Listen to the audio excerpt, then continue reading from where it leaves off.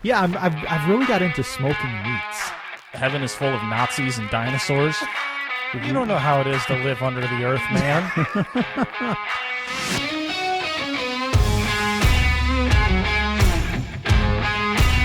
All right. Well, let's get it going. Ladies and gentlemen, welcome to episode 69. Yeah. Of the Life Short, Live Free podcast. It is a beautiful Sunday morning, sitting in the studio. Yeah, let's. I'm kind of this. We've been talking about this episode for a long time. For some reason, we decided episode 69 had to be the conspiracy theory episode. Although I'm not sure what 69 has to do with conspiracies. I actually Googled that.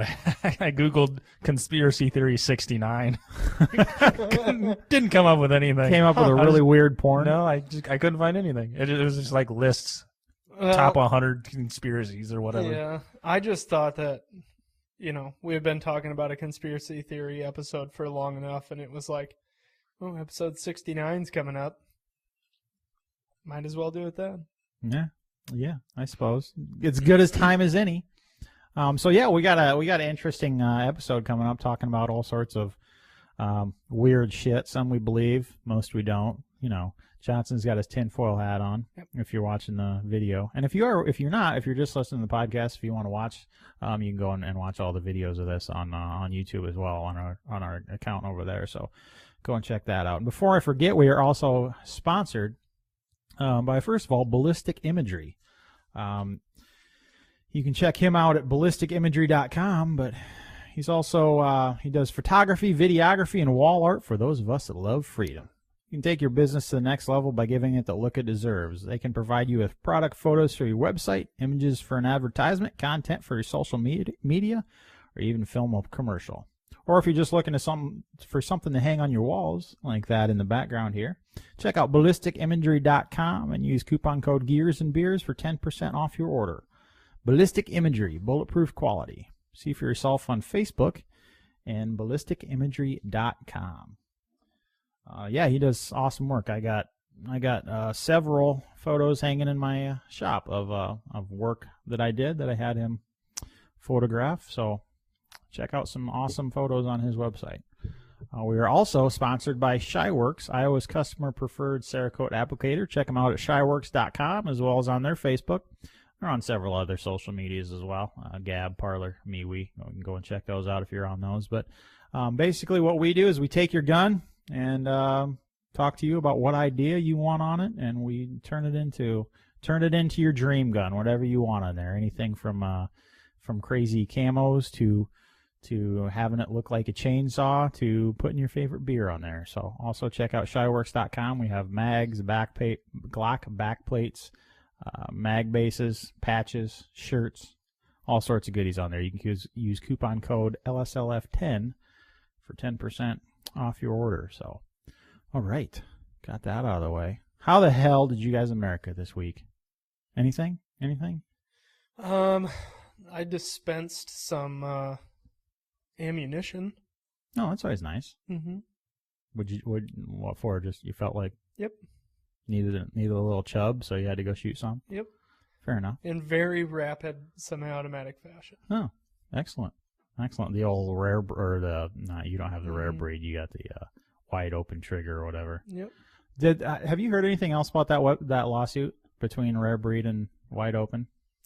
No, the only thing that I've heard is the rare breed ATF stuff getting dropped, but yeah, it doesn't sound like that's been I think we touched on that on the last Gears and Beers, yeah. But that doesn't sound like that's an issue at all. That was just a clerical error, and nobody even knows who it was made by, whether it was rare breed or the ATF. So who the hell knows?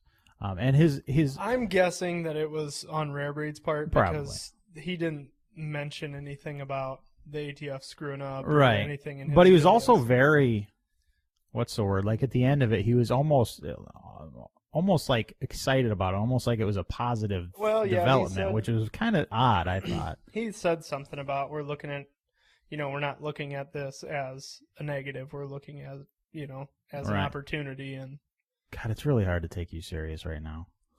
You forget you have that tinfoil on your head. I just am making sure that I'm not letting the aliens in.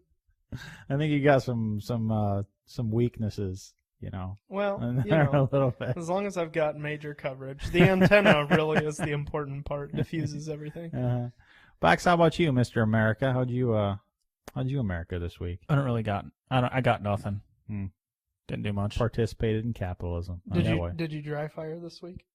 I dry fire every day. Well, there you go. I wander around my house every now and then with my little BB gun. Yeah. I've changed my grip about 97 times this year. How do you even change it that many times? There's only so many ways you can hold a gun. Tiny little movements. My most recent one is just rotating my strong hand about a quarter of an inch to the right. I do that too. You need a little change up every now and then instead of the typical. Just a quarter inch, huh? That's all you need. Myself, I did my typical working on guns all week, but I also got a one of the new Holosun Aims. I think we talked about that previously on Gears and Beers, and I said I wanted to try it out. So I did some work for a gun shop, and I was like, well, I see you got one of those Aims in stock there. Why don't you just go ahead and send me that instead of paying me? And I said, sure. I guess I did ordered a new knife and a mag base or 2 mag bases and a flared magwell. Oh, you went that route, huh? Yep. So what's this fast mount system? It's just taller than Yes. normal mounts. God, it looks hideous though. They've grown on me. I thought they were ugly too when I first saw them, but I think they've grown on me. I would really like the Unity Fast Risers, but I don't think I own anything with the platforms that they offer, like the mounting.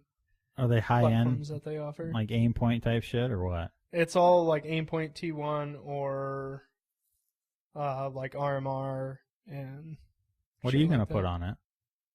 It'll fit. I'm pretty sure it fits my primary arms. That's it's probably an Aimpoint T2. But that's an Aimpoint T2 footprint. Yeah. Right. That's the thing about this Aims. It's proprietary. Ooh, almost first try. Almost proprietary. But yeah, I think I like it. I think I'll do a review on it. It's gonna be I think I'm gonna like it better than any of my other optics. So, but hey, speaking of which, this is but this is a conspiracy theory episode. So speaking of a completely unrelated thing. Of a completely unrelated topic at all. On a related note, Albuquerque. So, Box and I were talking about it a little bit this morning on, when researching conspiracy theories, how difficult it was to actually find information about the conspiracy theory, not things debunking the conspiracy theory, when you use Google and YouTube as a resource. And that's the majority of what I used. But I totally agree. It was very hard to find because I know there was videos, I've watched them all over YouTube about like 9/11 conspiracies and stuff. Like they used to be thick all over there, and they've weeded them out. They've just deleted them. Yep. I don't think that's a theory, Johnson. I think that's pretty much a proven fact at this point. They would probably outright say that they're doing that, suppressing that because it's disinformation. Right. Then how do they see? That's the thing that pisses me off. They call themselves a platform, but they're manicuring their content to what they see fit. That's not a fucking platform. Therefore, they should not get the protections afforded to them as a platform. They're a publisher. Therefore, should be held accountable for the shit on their sites. But that was very frustrating. Yes, yeah. Because what I was looking up, like the JFK assassination and 9/11 and shit like that, like you could not find anything about that except on like Wikipedia, and they would tell you the theories, but then explain it. But this is why this theory is false. Right. So what I use DuckDuckGo for everything, and it doesn't filter nearly as much of that stuff out as what the regular Google search does. Mm-hmm. It helps and find it because when you're searching conspiracy theories, you inevitably need to use the words conspiracy theory in the search. Otherwise, you just get, like you say, a Wikipedia page telling you what it is. Right. And so if you're searching conspiracy theory, I think they really knock down the results when you use that terminology in the search. So using like DuckDuckGo help. That's very fucking frustrating. Yeah.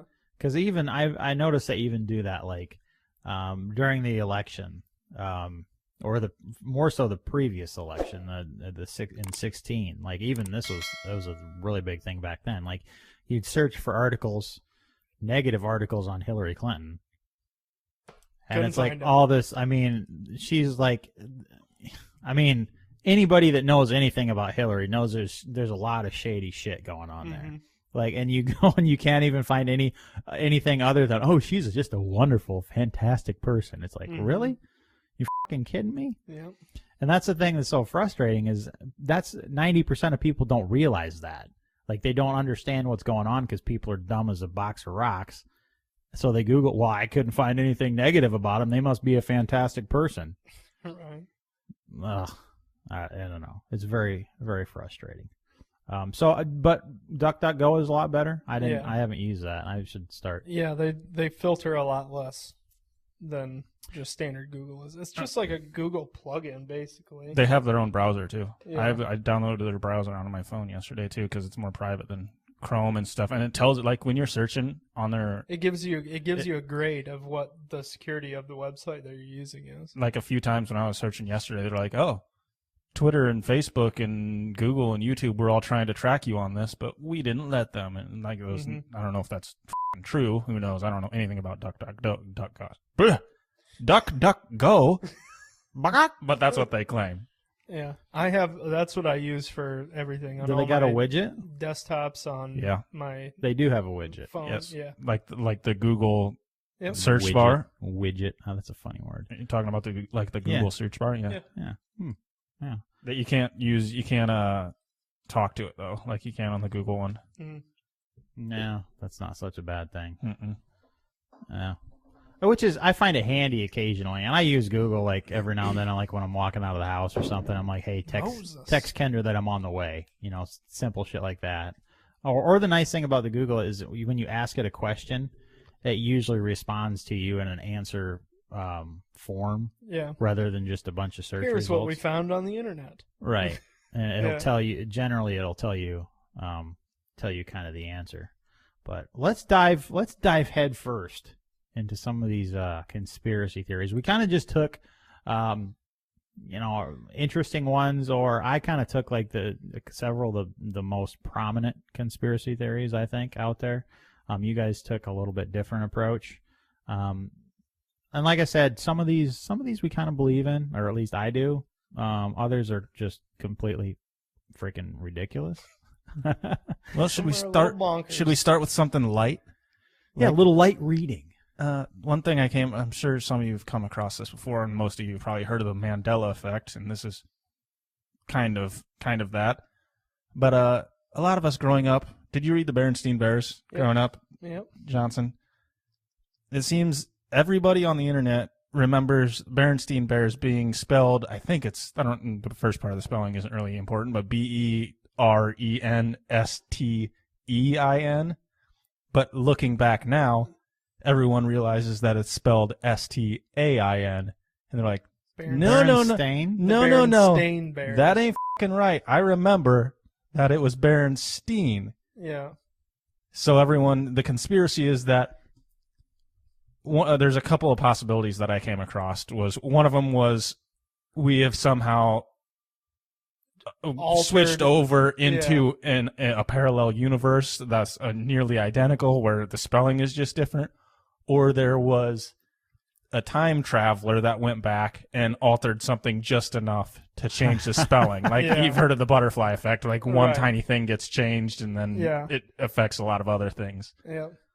And there's a lot.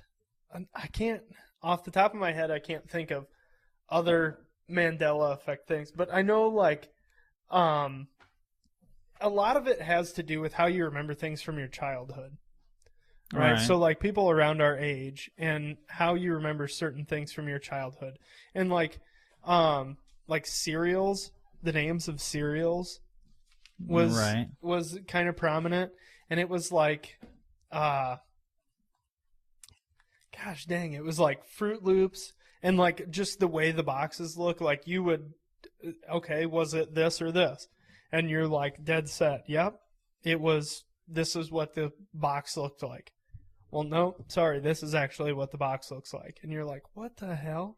And it just all kinds of random little shit like that. And it's like spellings and, you know. Well, as far as the Berenstein Bears go, and I will say Berenstein until the day I die, I think, and that was actually, we grew up without a TV, so we read tons. Like we had a whole frickin' volume, massive thing of Berenstein Bear books.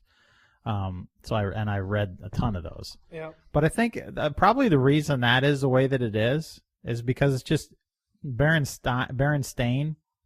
It's just when you're saying it quickly, Berenstein. That just sounds better, I think.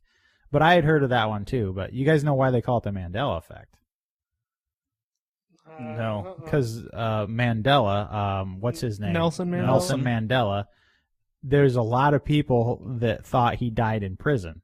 So when he was released in prison, what year was he released from prison? I'll have to look that up. But when he was released from prison, everybody was like, what the hell? I thought he died in prison.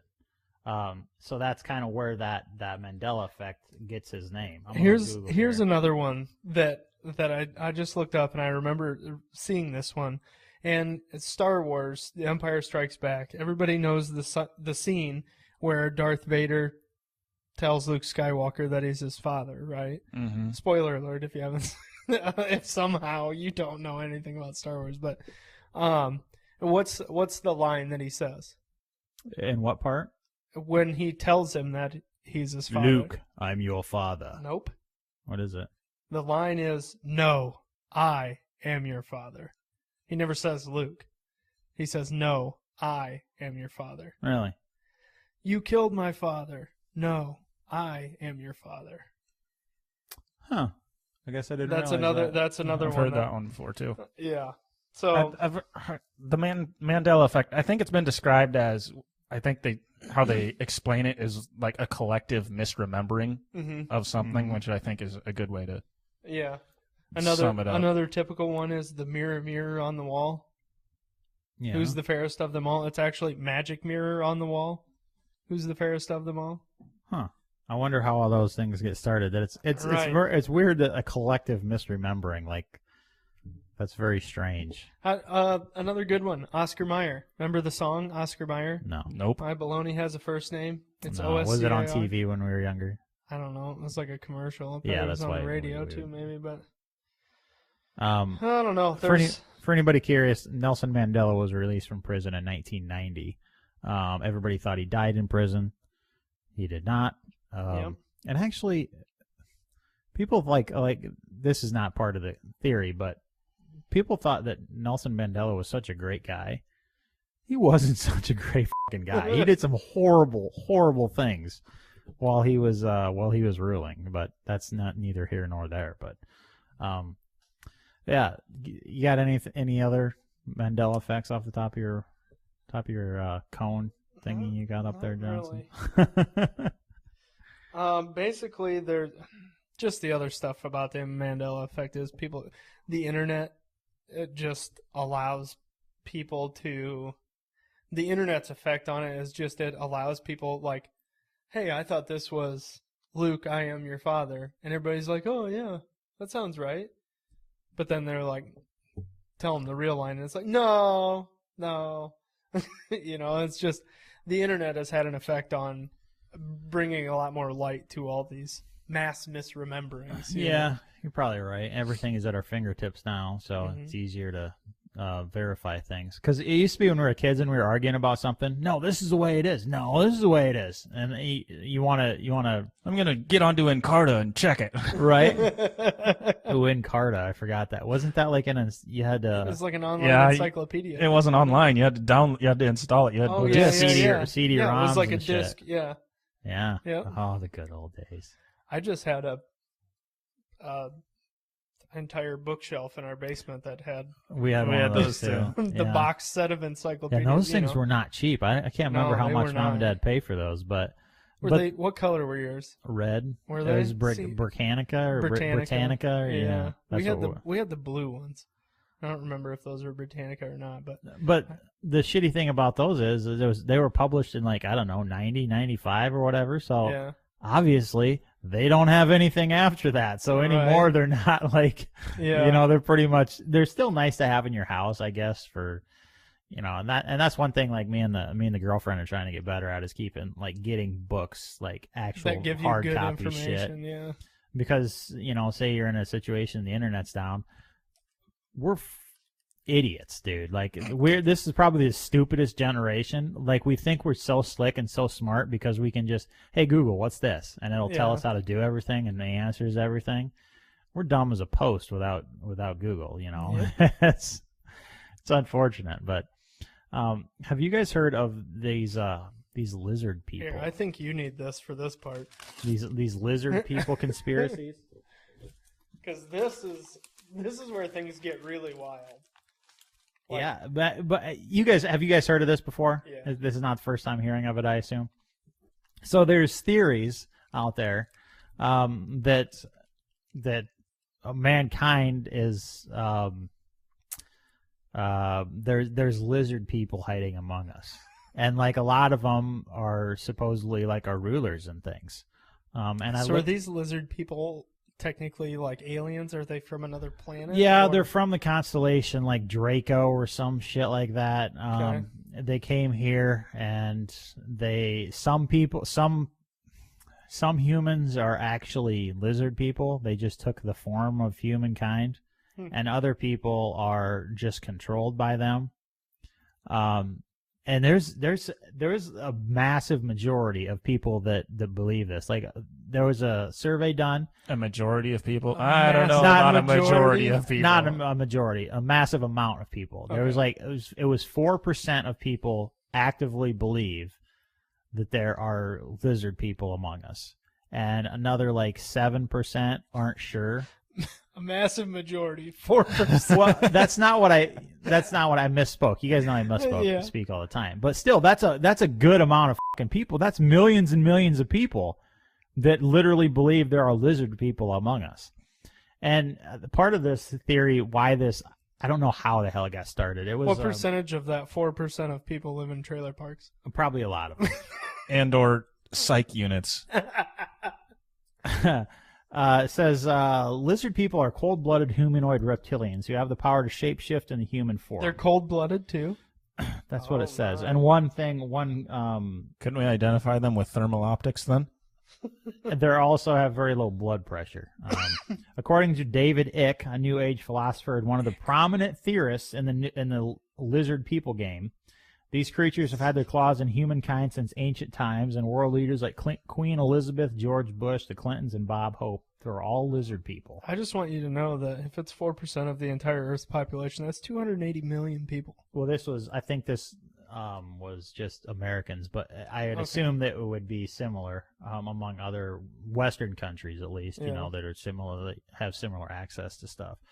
But another thing that the reason people believe this, if you look at like the presidents, like, did you guys know Barack Obama? He wasn't just some random ass dude. He's actually related distantly to like 7 or 8 other presidents. Did you guys know that? Well, I know, I've read some into how like a vast majority of all presidents have been related somehow. Which seems very, very odd in and of itself, does it not? Like, because you think, like, Barack Obama was just some random dude from Chicago, essentially. Like, that's how we knew him as. He wasn't he wasn't brought up in money, and actually, I firmly believe that he was not born in the United States of America either. There's and that's another conspiracy theory of itself, but there's very strong evidence that points that way. But either way, he wasn't just some random dude if he's related distantly to this many presidents. Right. So that's why another reason why people feel this way is because lizard people are generally, in power.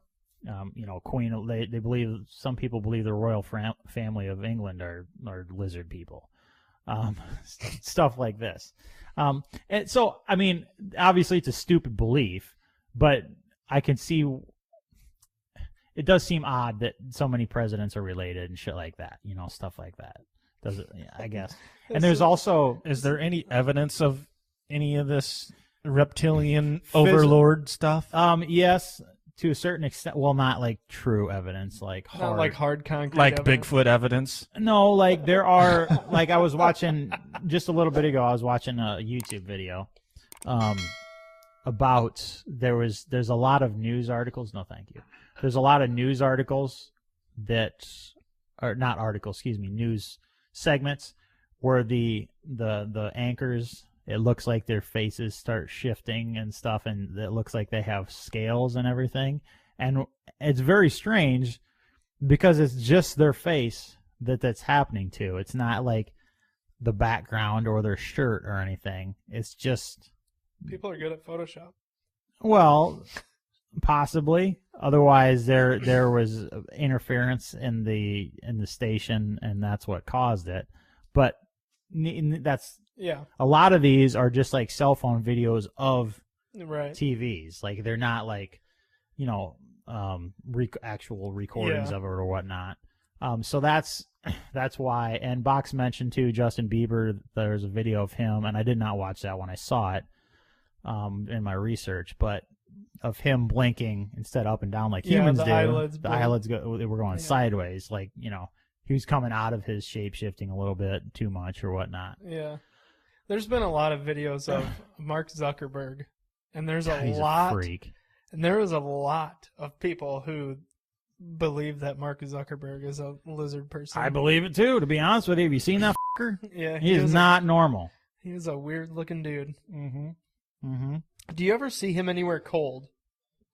Have you ever seen him? I don't really follow old Zuck very much. Yeah, I don't either.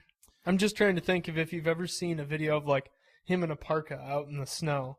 Because if they're cold-blooded, they wouldn't want to be somewhere cold. I imagine. Let's give the benefit of the doubt to this theory here. Let's say Zuck is a reptilian overlord person. I'm imagining he's pretty low on the power chain in the reptile world. He's like the black cat or the outcast, the black sheep, the black sheep trying to claw his way up there and be like, respect me. I mean, I don't know. He's pretty powerful. Like I think he's one of the most powerful, influential people in the world right now. Oh, when it comes to people, but I'm talking in the lizard world. Shut up, Zuck. None of the lizards go sit in the corner, him. you dumbass, beady-eyed son of a bitch. Go put some more sunscreen on, you fucking loser. Even in the lizard world, people think he's a fucking nerd.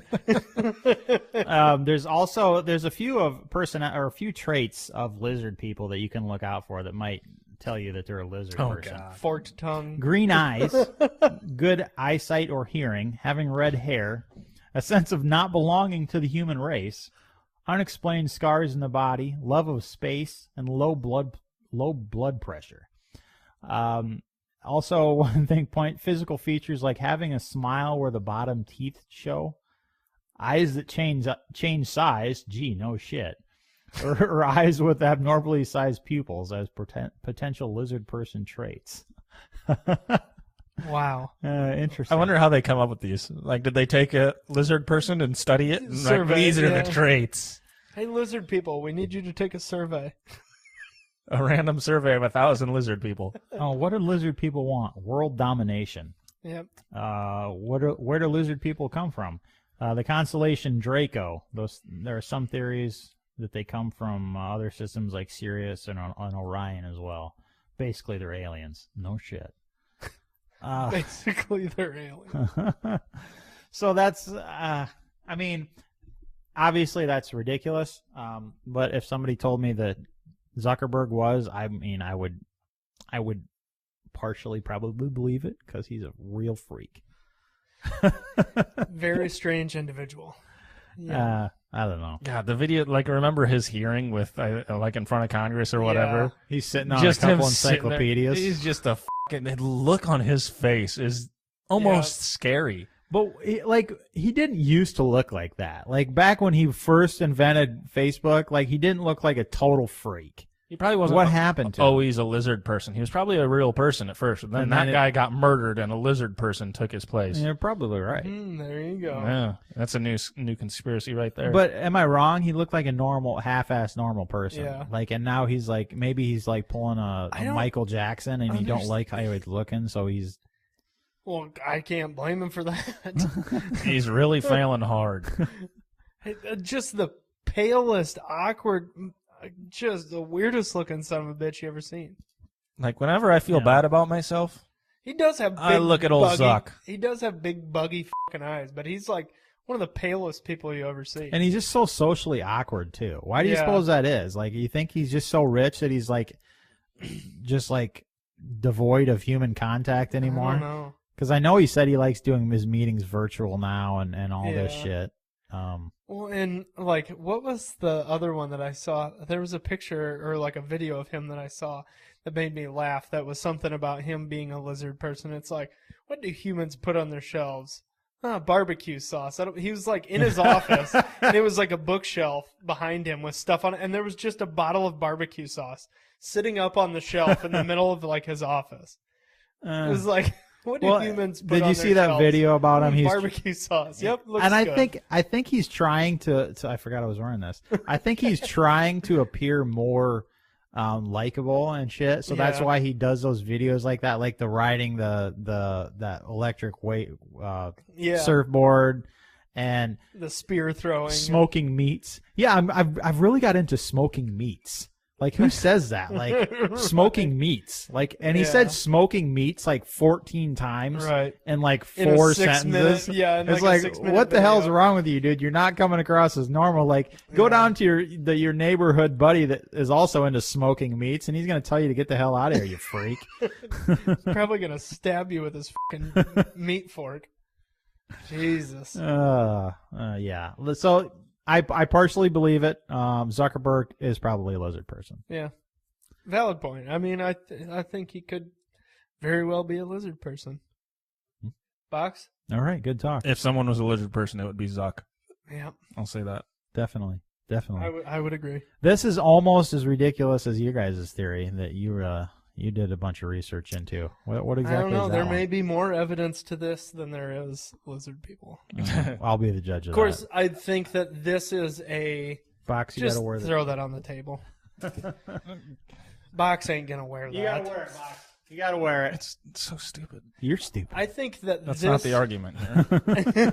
I think that this is a longer running theory than the lizard people thing is. So you guys have heard of flat Earth, I'm sure. Mm-hmm.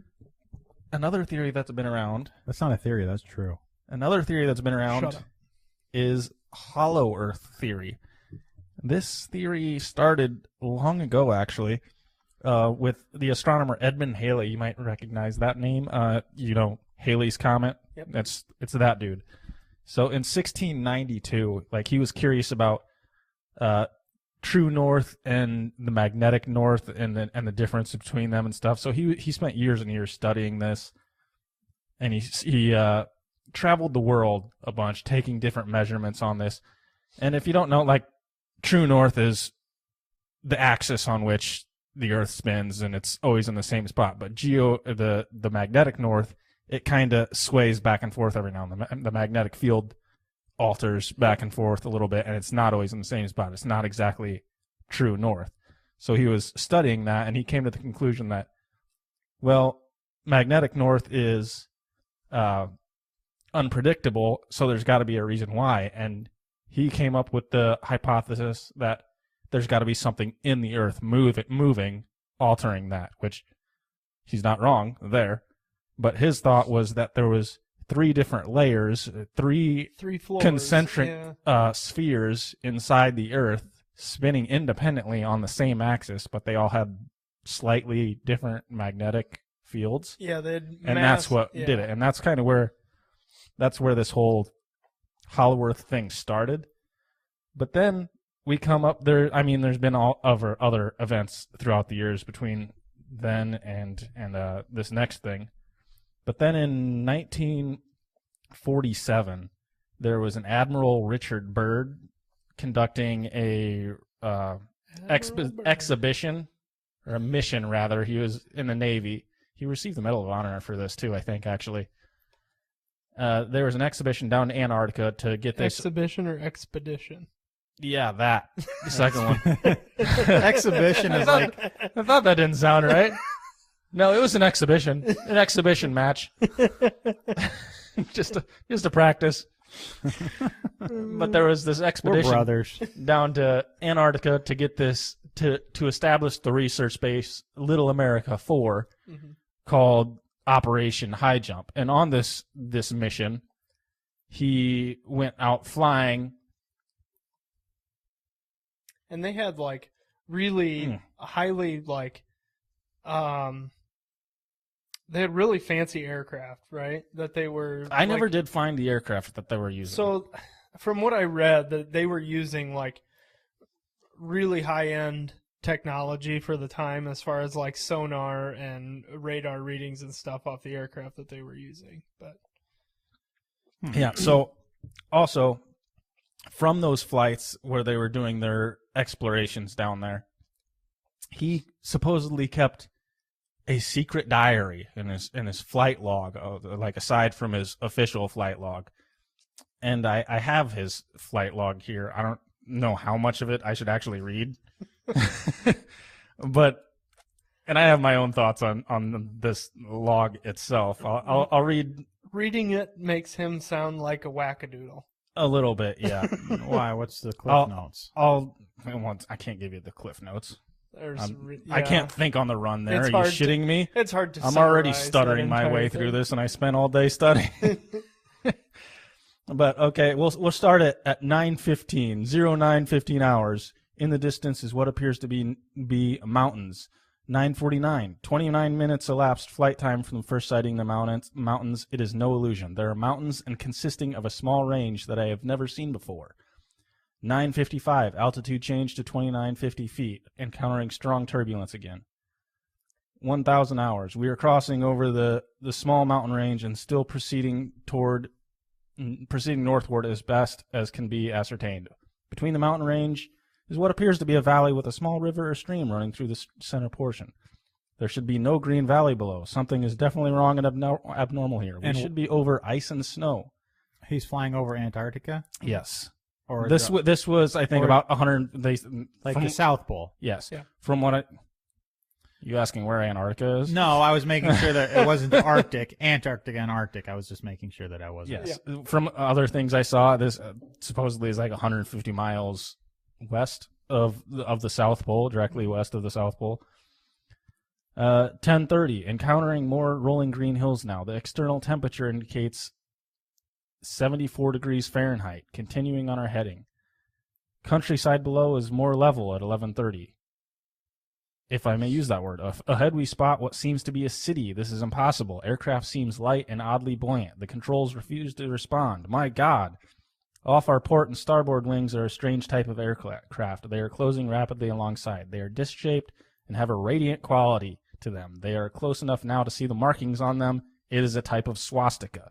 This is fantastic. Where are we? What has happened? I tug at the controls again. They will not respond. We are caught in an invisible vice grip of some type. And it goes on where they get pulled into what you would describe as like a tractor beam to this underground place, right, and they get greeted by these 12-foot tall humanoids, or I think they actually even called them humans. Yeah. And they were like, they knew his name and stuff, and they're like, "You're welcome here because you're well known and respected on the Earth level or whatever, the outer Earth level." And they took him in and they talked to him. He has more too about their entire fucking conversation later in the log that he wrote from memory about his conversation with the master, about them warning that we shouldn't have used nuclear bombs and stuff like that, and the humans have come across power that we shouldn't be able to have, and they're here to like save us. And they were like, "We've never got involved with any of your wars before, but now we feel like we have to because you're gonna blow the whole fucking world up." Yeah. But so he was on a expedition in Antarctica and got pulled into this Mm-hmm. hole, and that's where he found these giant people. Yeah. Yes, correct. So what reason would he have to make that up? Well, this actually from the secret diary, supposedly, I mean, it says that he gave all this information to the government, which I would imagine they would keep a diary like this. Maybe this was especially his super secret one that he never told anyone about. But he went to the government and the Pentagon and debriefed them all on this, and everyone knew about it. But then years later, he ended up dying, and then his son published this. Yeah. So my thinking was, his son was like, I'm gonna write some total bullshit about this and try and get famous and rich off of this. Yeah, I have a hard time believing that if he turned in, which we know he turned in information to the government after this, after this expedition. Expedition. After this expedition, he turned in all this stuff to the government, and I don't think there would have been something like that he would have just said, "Nah, I'm not gonna give that to them." That's, I don't know. Well, at the very beginning of his diary, it says, "I must write this diary in secrecy and obscurity. It concerns my Arctic flight of the 19th day of February in the year of so-and-so. There comes the time when the rationality of men must fade into insignificance, and one must accept the inevitability of the truth. I am not at liberty to disclose the following documentation at this writing. Perhaps it shall never see the light of public scrutiny, but I must do my duty and record here for all to read one day." Yeah.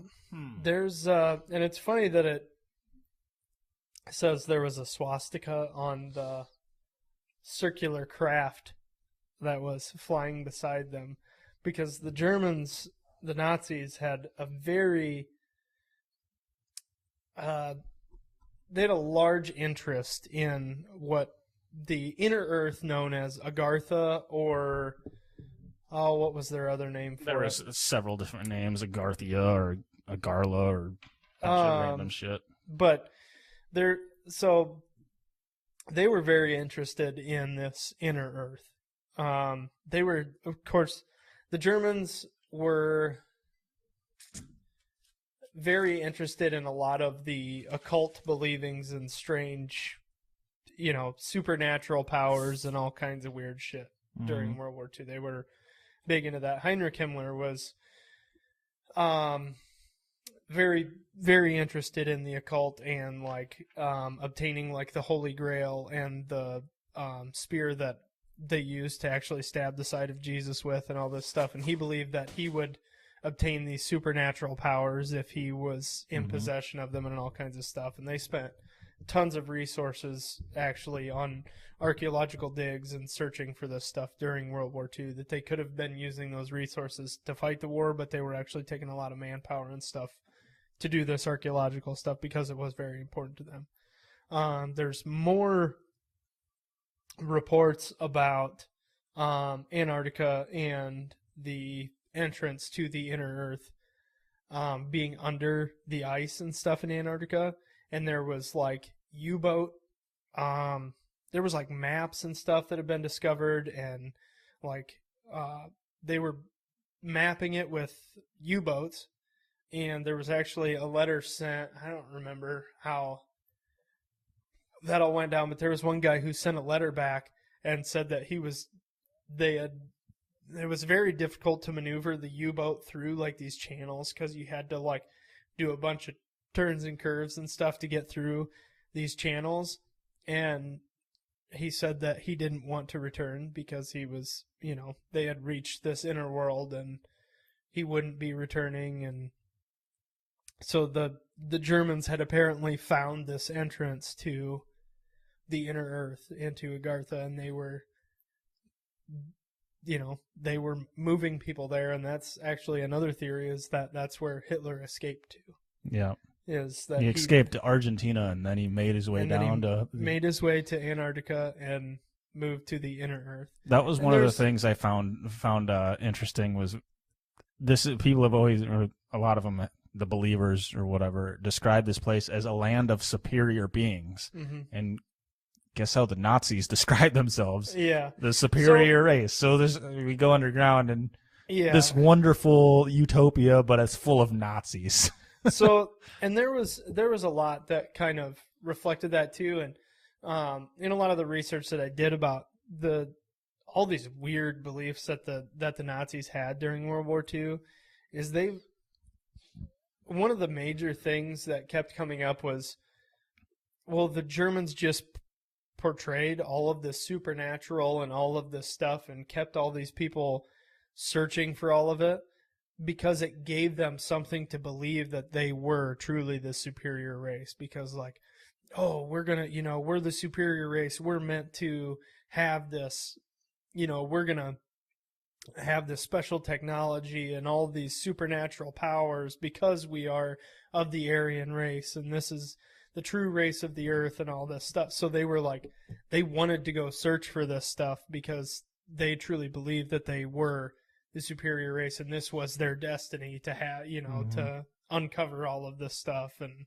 Mm-hmm. so it's just a way for the Nazis to keep their party believing that they truly were the superior race and they were the master race of the earth and all this stuff.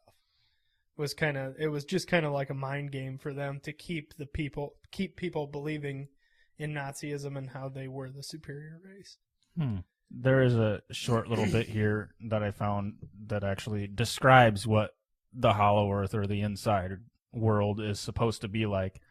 It says, what is our hollow earth like? It is a terrestrial paradise, where the original Garden of Eden is located today, where the lost tribes of Israel live, where the political kingdom of God is located, where the lost Viking colonies of Greenland migrated to, where vanquished Germans escaped to after World War II, where flying saucers come from, where people live to be hundreds of years old in perfect health, where peace and prosperity exists for everyone, where a real-life Jurassic Park exists with exotic animals, and where heaven is located. In parentheses, the inner sun. So, heaven is full of Nazis and dinosaurs? Apparently. But I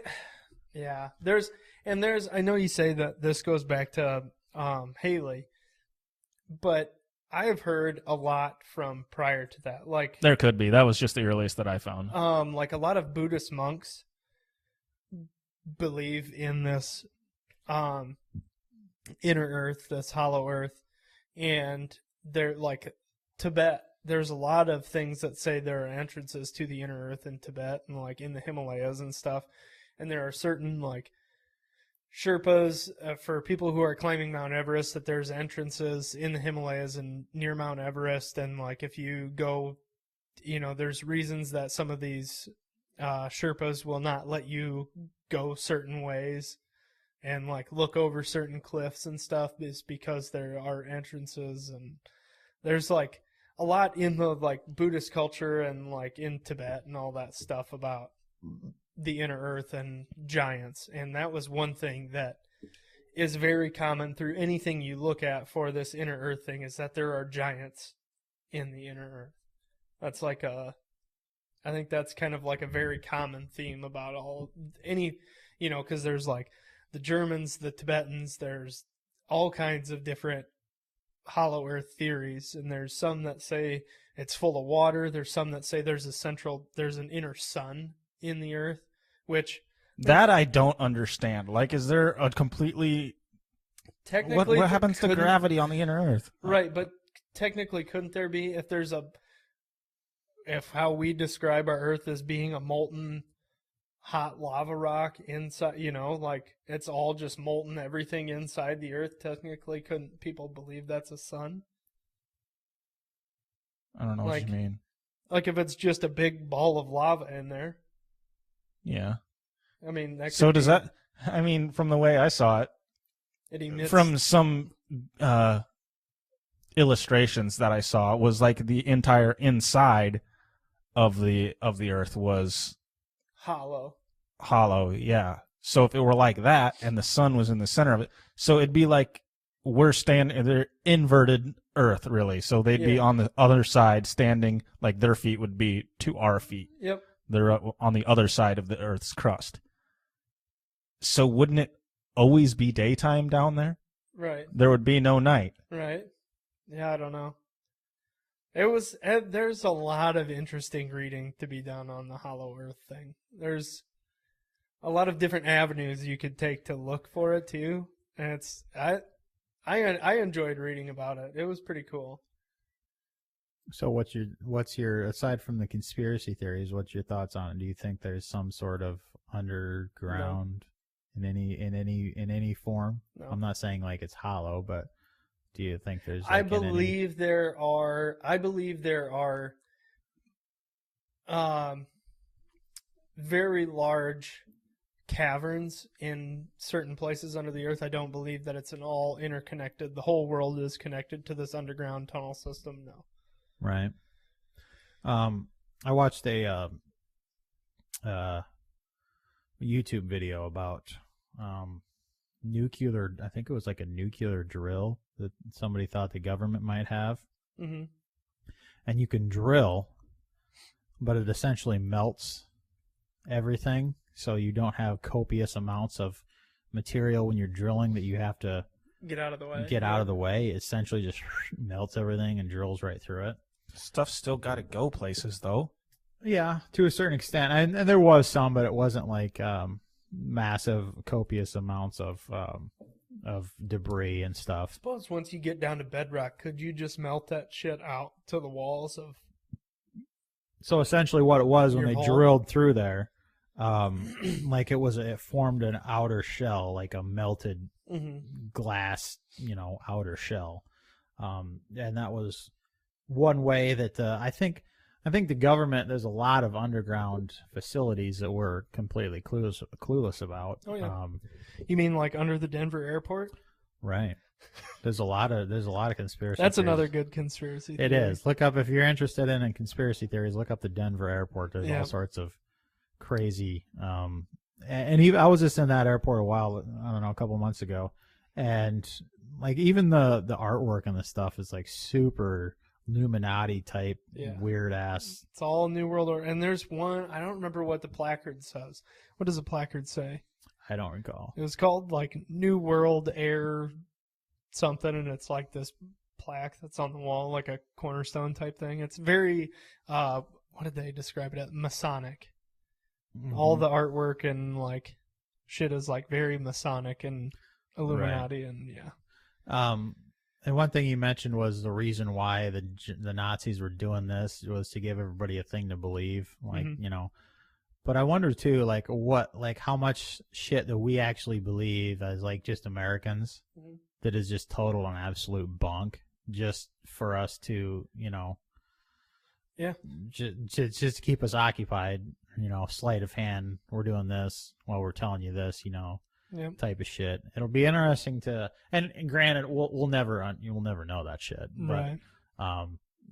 Like more and more stuff does come to light every year, but we'll never know the ultimate truth of it. But it'd be cool, like you die and then like you get to hang out with God for a week or something and talk. Hey man, like what's going on with this shit? Like what's the deal here? And he'd explain to you like the truth. You're like, oh, hey, am I inside? Crazy. Am I inside the Earth right now? Are we? What do you call this place? Agartha by chance? No. All right. I don't know. Obviously the theories are crazy, but like I wonder too, like how much. I read an interesting quote the other in researching all this stuff, and it was like all these crazy conspiracy theories, and you think some of this stuff is absolutely asinine, and you wonder how anybody could come up with any of these theories. And it's like it all has to start somewhere. Like it all, there has to be something. There has to have been something that happened to make people believe this way, right? Like to start this story even.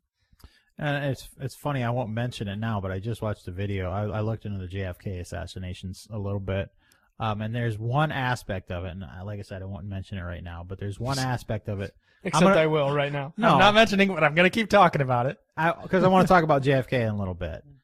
It's a very, very strange, like, if you look at that piece of evidence, you're like, there's literally no reason for this except it was some very weird, just strange part of the conspiracy. Like this has to be part of it. Yeah. But then when the truth is actually revealed, like why, like you couldn't think of any reason why it'd be that way. But then when you talk to that person and, well, this is why I did it. And it's like, well, shit, that's the very reasonable explanation for this. And it's like, well, damn it. Now all my theories are shot to hell, you know? So yeah, but it is very weird. Like, who the hell thought up this inner Earth thing? Like, well, that's very. In researching that, like when I say that, you know, in Tibet, there was some stuff that I read that basically said these were stories of, you know, there were stories of these giant people who would come and go out of the ground, and these stories were told, you know, over and over as generations went on until there was a way to record history, basically, until they had means of writing and keeping history. It was all just stories told generation after generation. And like the telephone game. Yeah. Shit, morphs into... the story changes from when it started to... Did you know there actually was a giant skeletons that were found? Like, these fuckers are big. I'm trying to pull it up here. But they're freaking like if you want freaking ginormous. Yeah, man. if that's, you know, if you're into conspiracy theories, the Denver airport's a good one, and giants. Just looking at giants, dude. There's so many conspiracy theories that tie back to giants. Tons of them.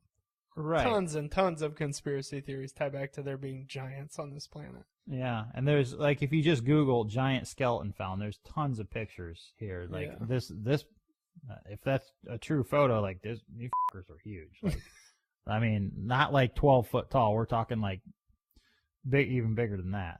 You know, and who knows I'm sure there were actual legit people found that were like, you know, 10 feet tall or whatever. I'm sure in the history of the world, there's been some 10-foot tall dude. Like, what is the tallest alive right now? Like 7'11" or some shit like that. I have no idea. 7-Eleven. Oh, did I show you? He also works at a 7-Eleven. Weirdest thing. Did I show you my 762 shirt I designed? That was pretty sweet. But anyways, it is. The tallest person was 8'11". Holy 1940. 8'11".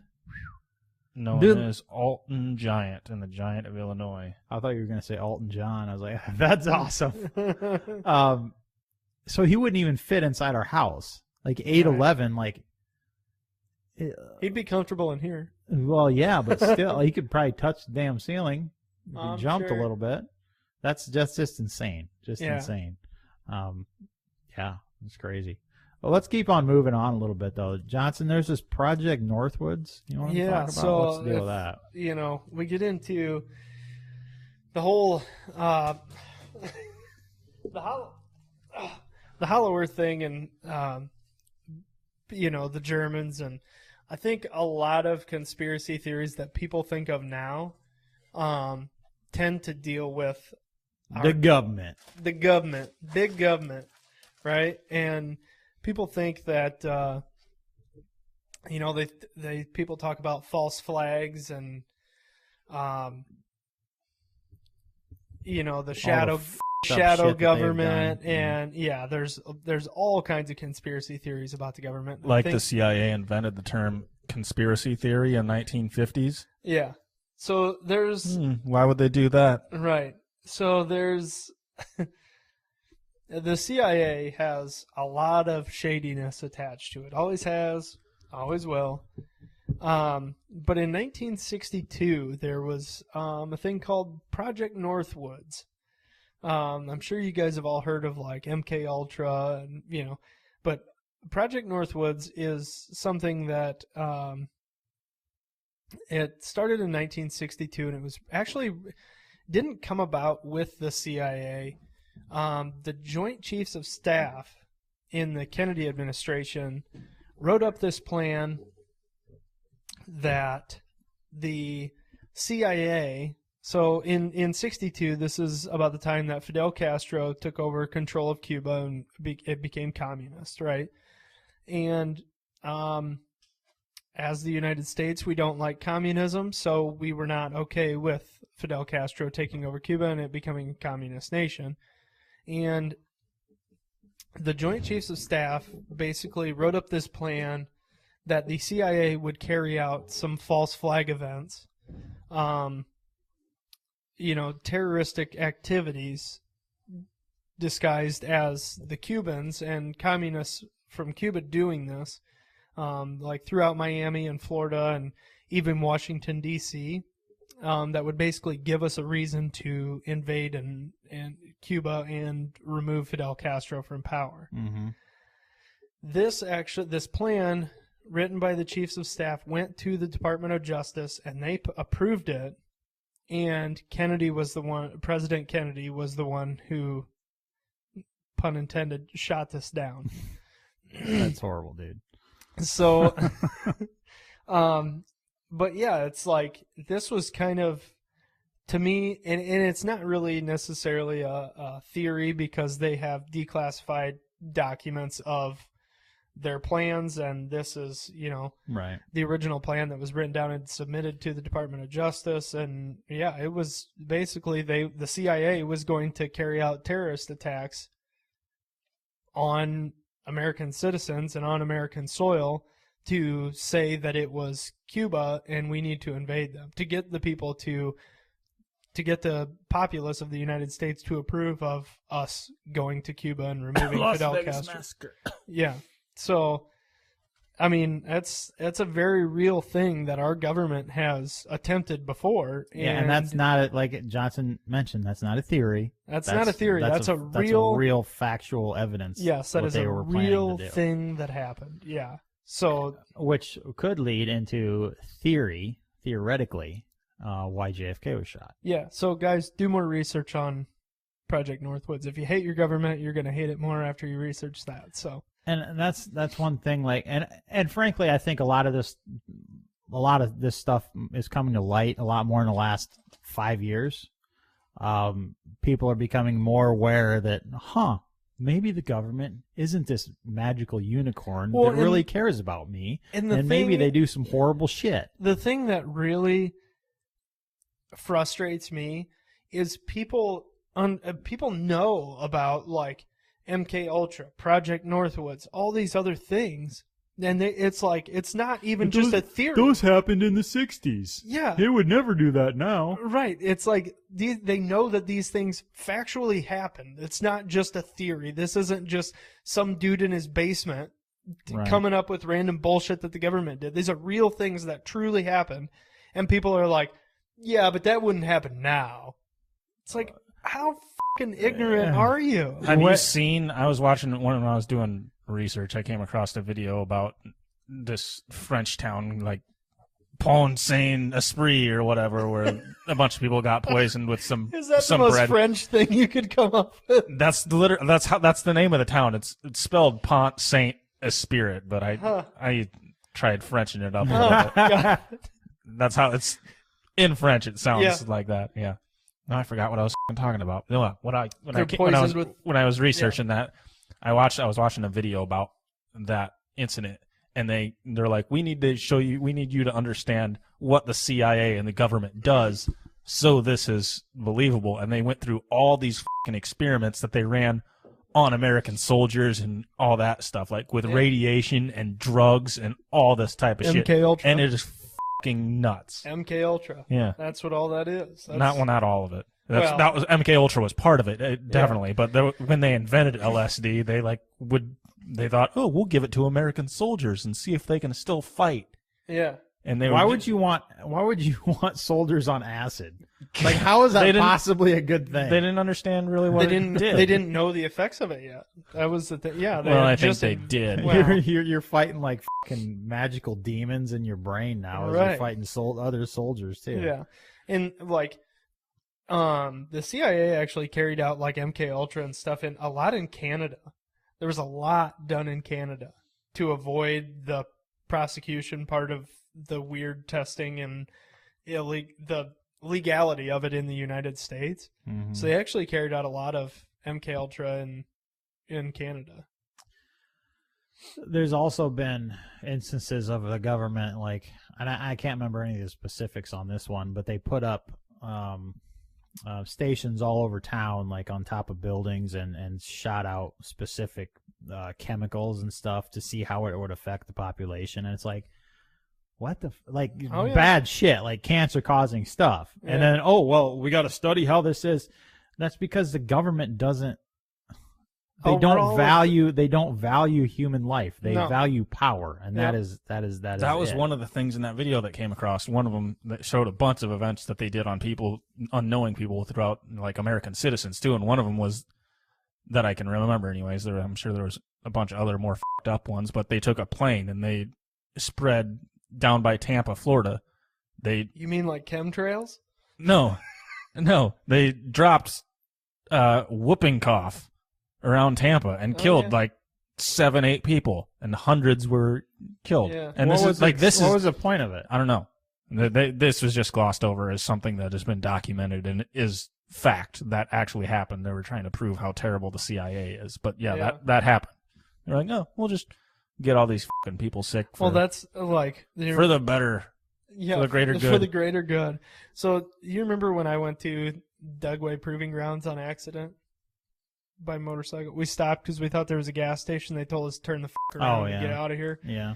Well, I had looked in my research of the Dugway Proving Grounds. There was like this incident with like sheep in that area, and they were like testing dirty bombs and shit, and it killed like hundreds of thousands of head of livestock and like sheep that were the majority of the livestock around that area was like sheep, and it killed like hundreds of thousands. And they like all these ranchers were like, they knew what the hell was going on. All these ranchers, they're aware of the military installation there, and then they would, the vets were constantly coming out and trying to figure out how the hell is all of these sheep dying, like herds of 1,000 sheep just tipping over overnight.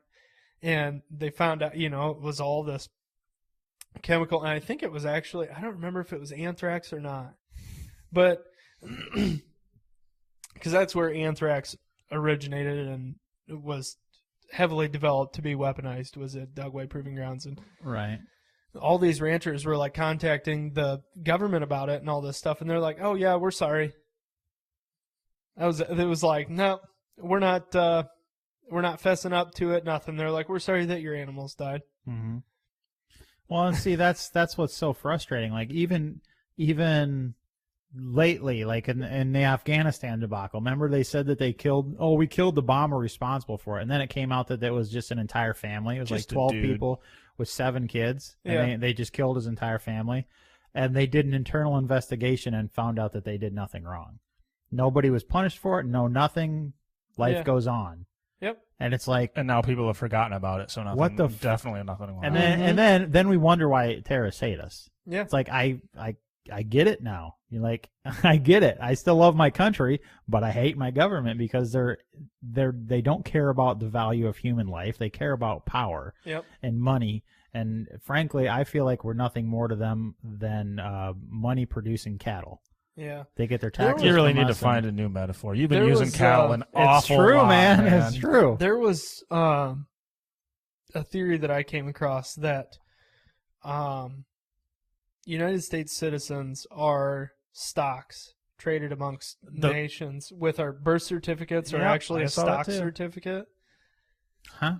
Our birth certificates are actually a stock certificate created by our government to be able to be traded amongst other nations, and that's how the world economy works, is through stock trading with our birth certificates and with our populations.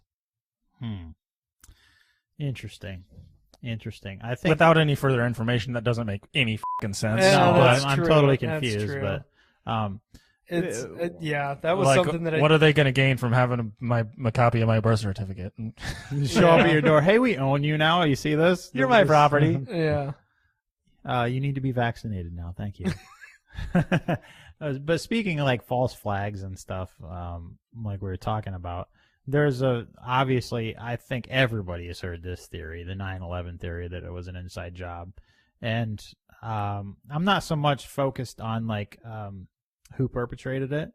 This video may get deleted from YouTube. It may. It very well may. I'm not so much. I wasn't so much interested on who perpetrated it, although I have very strong feelings now that there's a very good possibility that there was somebody in our government for the purposes of. Did you see how fast Americans handed over all their rights? The Patriot Act. Please, go take my rights so you can kill terrorists. Like that was a turning part of American privacy, American freedom that went, just the laws and everything skyrocketed after that. I can't believe I didn't think of that. That would have been a good one. What? Who killed JFK? Well, we're going to talk a little bit about it, but not. No, I know. I know who it was, though. Oh, okay. It was John Denver. That's a real fucking conspiracy. That's a real thing. Why was it John Denver? Supposedly, like I don't know. I don't want to get into it because it's been years since I actually listened to the fucking story. But supposedly he was like this sharpshooter or whatever in the Marines or in the Army, and the CIA recruited him because he was so fucking amazing. And I don't know. It was all this, and there's evidence in his songs and. Interesting. All I know is that John Denver's full of shit, man. I could be wrong on the name. Who was a little rockier than this? It was whoever wrote. Maybe it wasn't John Denver. I could be wrong on the name. Whoever wrote the "Leaving on a Jet Plane." I think that's John Denver. John Denver. It sounds like John Denver to me. I think so. Anyways, we can talk about that when we talk about the JFK thing, but I was talking about... Well, that's all I have to say about that. That's all I got to say about that. All right. Thanks for interrupting me in the middle of a 9/11 theory to talk about JFK. I didn't even say anything. You guys asked me. But anyway, there's a lot of belief that the government in some aspect was involved with at least the planning of 9/11, for the reason being it would give them a reason to take away all sorts of our rights, the Fourth Amendment. And what I don't quite understand... First Amendment, Second Amendment, go on. Wasn't Osama bin Laden, tied to the CIA for a long, long time? We funded him back in the 80s. When the Russians invaded Afghanistan back in the 80s, we were actually supplying Osama with American weapons. Yeah. But... 100%. Yeah, so the CIA had contact with Osama bin Laden and knew his ins and they knew Osama bin Laden very well. So I don't know. To me, that all seems very shady. That they're the CIA is in contact with Osama bin Laden, throughout the 80s and all this shit, and then all of a sudden they're like, oh yeah, terrorist attacks. Yeah, it was Osama bin Laden. Right. The guy that we know very well. And so I do believe it was all those frickin' Saudis, and I don't even know how to say it without being extremely prejudiced. Yeah, but I do believe it was the hijackers that hijacked the planes and did that. I believe all that. But I believe that there was I feel like there was probably some sort of CIA deep cover shit involved in the planning of it, for the reason being of, like I said, to take away our rights and to give us reason to invade Afghanistan and Iraq. That makes sense to me. Well, Afghanistan, because Iraq was a whole separate ordeal. Well, yes, but that was still based on... Another weird one for the listeners to look up. Look up the Stargate in Iraq. That's why we invaded Iraq. Is that there was a Stargate? Saddam had a Stargate. Saddam was in control of Iraq, which there is a Stargate in Iraq that the Nazis were trying to find and uncovered, and we now want control of. So that's why we invaded Iraq. But interesting. Yeah, another good one to look up for the listeners if you're into this kind of thing. But anyway, so I just wanted to touch on that. That wasn't what I really wanted to talk about too much. But the way the World Trade Centers fell, I've always had an extremely hard time. This is all just basically the evidence that leads you to believe that this was an inside job, right? Yes. Like World Trade Centers 1 and 2, those fell, obviously. And then in a very controlled manner. Which, yes, it seems like if you go and watch videos of controlled demolitions, they fall in and down exactly like the World Trade Center fell. I mean, that was at the time one of the tallest building in the world, and it fell straight down, like in a very controlled manner, like it was almost intended to be that way. But that's not the main thing. The main thing was World Trade Center 7, which is down the block. There's another World Trade Center building between 1 and 7 that fell. It's like there was like 6 or 7 hours later. There was all sorts of offices in there, and there's conspiracy theories about what was actually in there and why that they wanted that to fall. Yeah. But it wasn't hit by a plane. It took supposedly hits from when World Trade Center 1 fell. And the theory about why it fell, that the government told us it fell, is because the fires burned in there, and then it uncontrolled and it weakened everything, and that's why it fell. But if you watch the video, it fell. It falls like a controlled fucking explosion, like a controlled demolition. It's not like it slowly crumbles. No, like it's not like of it falls. No, we're evacuating the rest of it, and it slowly tips over. And there's also videos of, and it wasn't like, and for those of you who don't know, this wasn't like a high-rise building either. This wasn't that big of a building. No, and it's the only other building, that collapsed. It's like what you would see in like Sioux City as like a office building. Right. It's not anything big and And up until this point in the world, there had never been a skyscraper fall because of a fire. So that is very suspect of itself. There's another aspect of it. There was tons of videos of witnesses on the streets that heard explosions and saw flashes. There was tons of those. Can you find them on YouTube now? No, I found one from CNN. And I remember years ago watching tons of those videos of people describing explosions and such. So that's very strange. And the other thing that's extremely strange is it was BBC and Reuters, I think. They were reporting that Building 7 had fallen 20 minutes before it fell. There was this BBC reporter speaking with World Trade Center 7 in the background, saying that World Trade Center 7 had just fallen when it hadn't fallen yet for another 20 minutes. These are things that make me go, huh. Yeah. This ain't fucking kosher. This is I don't know if that's good evidence. Why would they tell a fucking BBC reporter that, hey, that building's going to fall? Scripts. I don't know. Why would that they could have just been a misspoken. Why? No, it wasn't a miss. She could have said, "Oh, I'm standing by Building 7," and she accidentally said Building 7. Yeah. No, she was talking about Building 7. This also was hours and hours later after 1 and 2 had fallen. Yeah. And now 20 minutes before Building 7 finally collapses, which the news wasn't focused on that. They knew there was damage there, but they didn't have any reason to suspect that it was going to collapse. All of a sudden, that's very, very, very strange.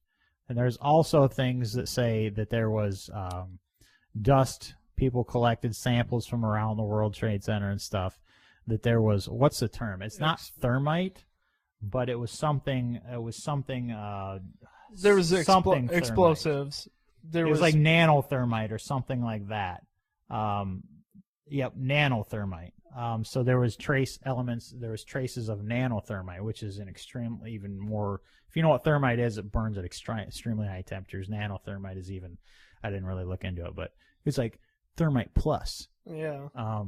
So all these things make me really, really. I don't believe the theories that we're told. Yeah. Frankly, I mean, I think when you look at all the evidence objectively. And the government will tell you one thing, this is why this happened this way and why this way. But even we did an internal investigation, and that right. said. But even think about it. They told us that the jets crashing into the building and the subsequent fires weakened the floors. But so why didn't the top just fall off? Right? Why if one floor fell on the next floor was supporting that floor in the first place. Yeah. So why wouldn't it have? It doesn't make sense. It doesn't make sense that something that hits the top of the building would collapse the entire building. I mean, it's steel beams that are holding it up. I know, but it's you not. heat those steel beams are weakened. I know, but it's not the same steel. It's not the same steel beam from top to bottom. It's not one continuous beam. It's tons and tons of beams. I'm sure they're attached. I know they're attached. If they're touching, they're heating each other.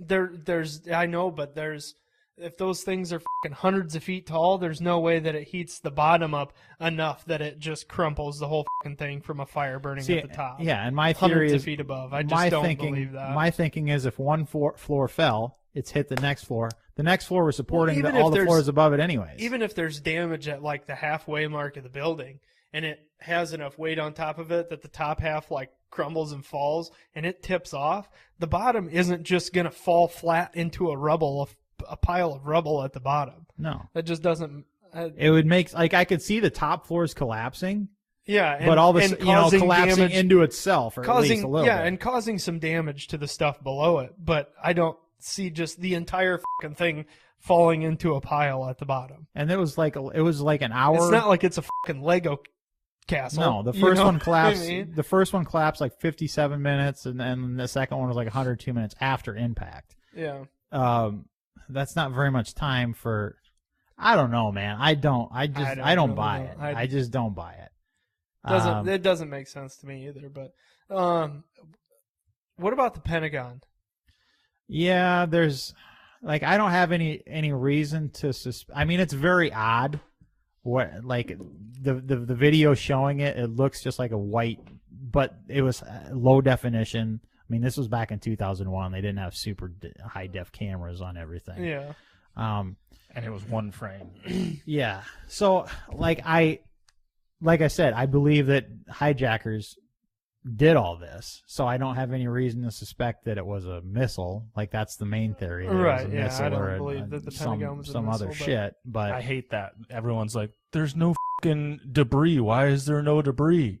You can go to Google and you can find debris of it all over the lawn. That's not hard. That, and plus when it was going, I mean, it's flying at, what was it, 200, 300 mile an hour into a freaking reinforced building.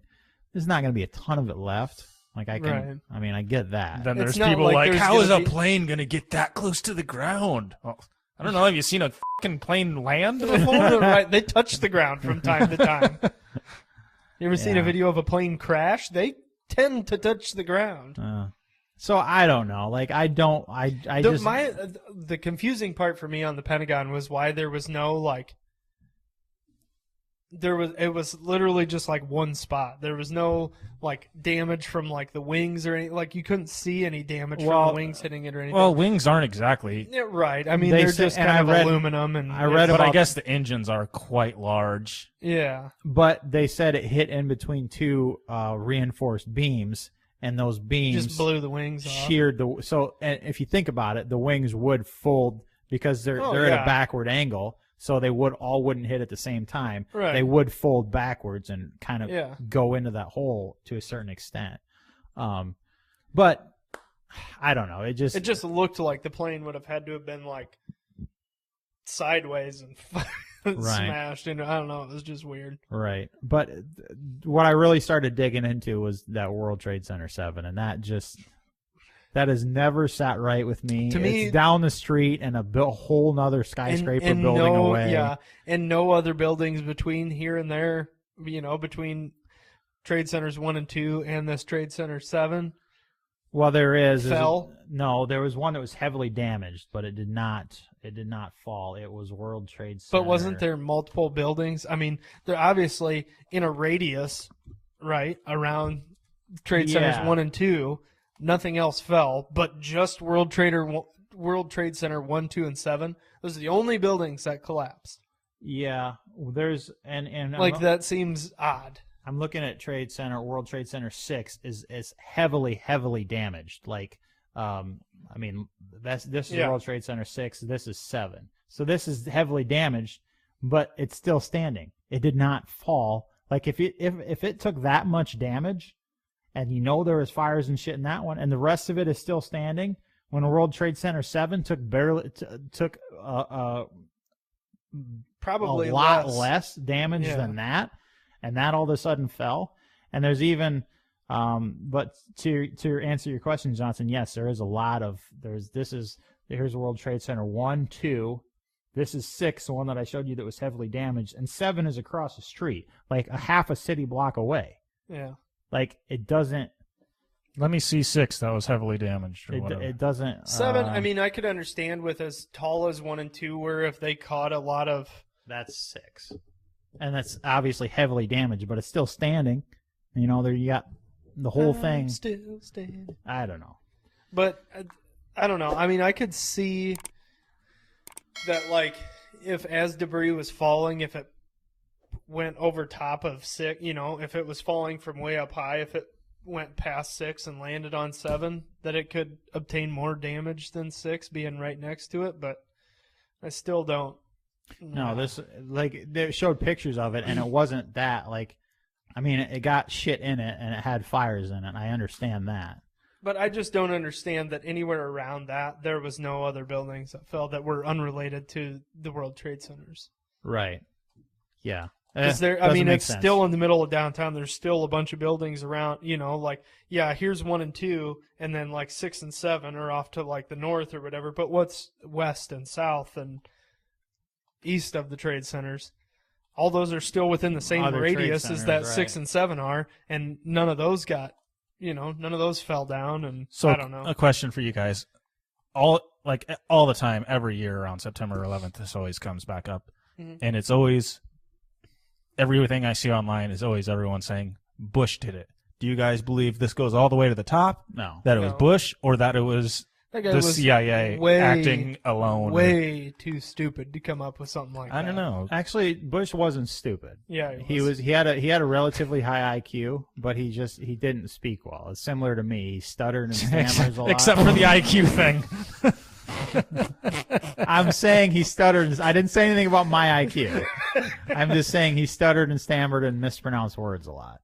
Strategery. Remember, God, this is totally off topic, but remember how much Democrats would attack him for stuttering all the time? Oh, yeah. And now they're just like, Biden. Right? It's just Joe being Joe. He falls asleep. Oh, my God. What was the thing? He shit his pants with the Pope. What was going on there? I didn't even... I keep seeing memes about that, but I don't know the actual... I still love him, and I don't remember what the hell it was at, but he was sitting like in a, at some big meeting or, and he's sitting at his little desk, and there's hundreds of people around the desk, with their little name tags up front, microphones and everything, and he's just like sitting there like. Right. Yeah. It's ridiculous. Totally nodding off. But Box, to answer your question. No, I don't think this came down from the top. I feel like Congress. I feel like Congress and the president had probably no knowledge of it. Yeah. And it was kind of a, the CIA in some little basement. The majority of them probably didn't know about it. Yeah. But I feel like they were involved in some aspect. The higher ups of the CIA, I think, and the whole.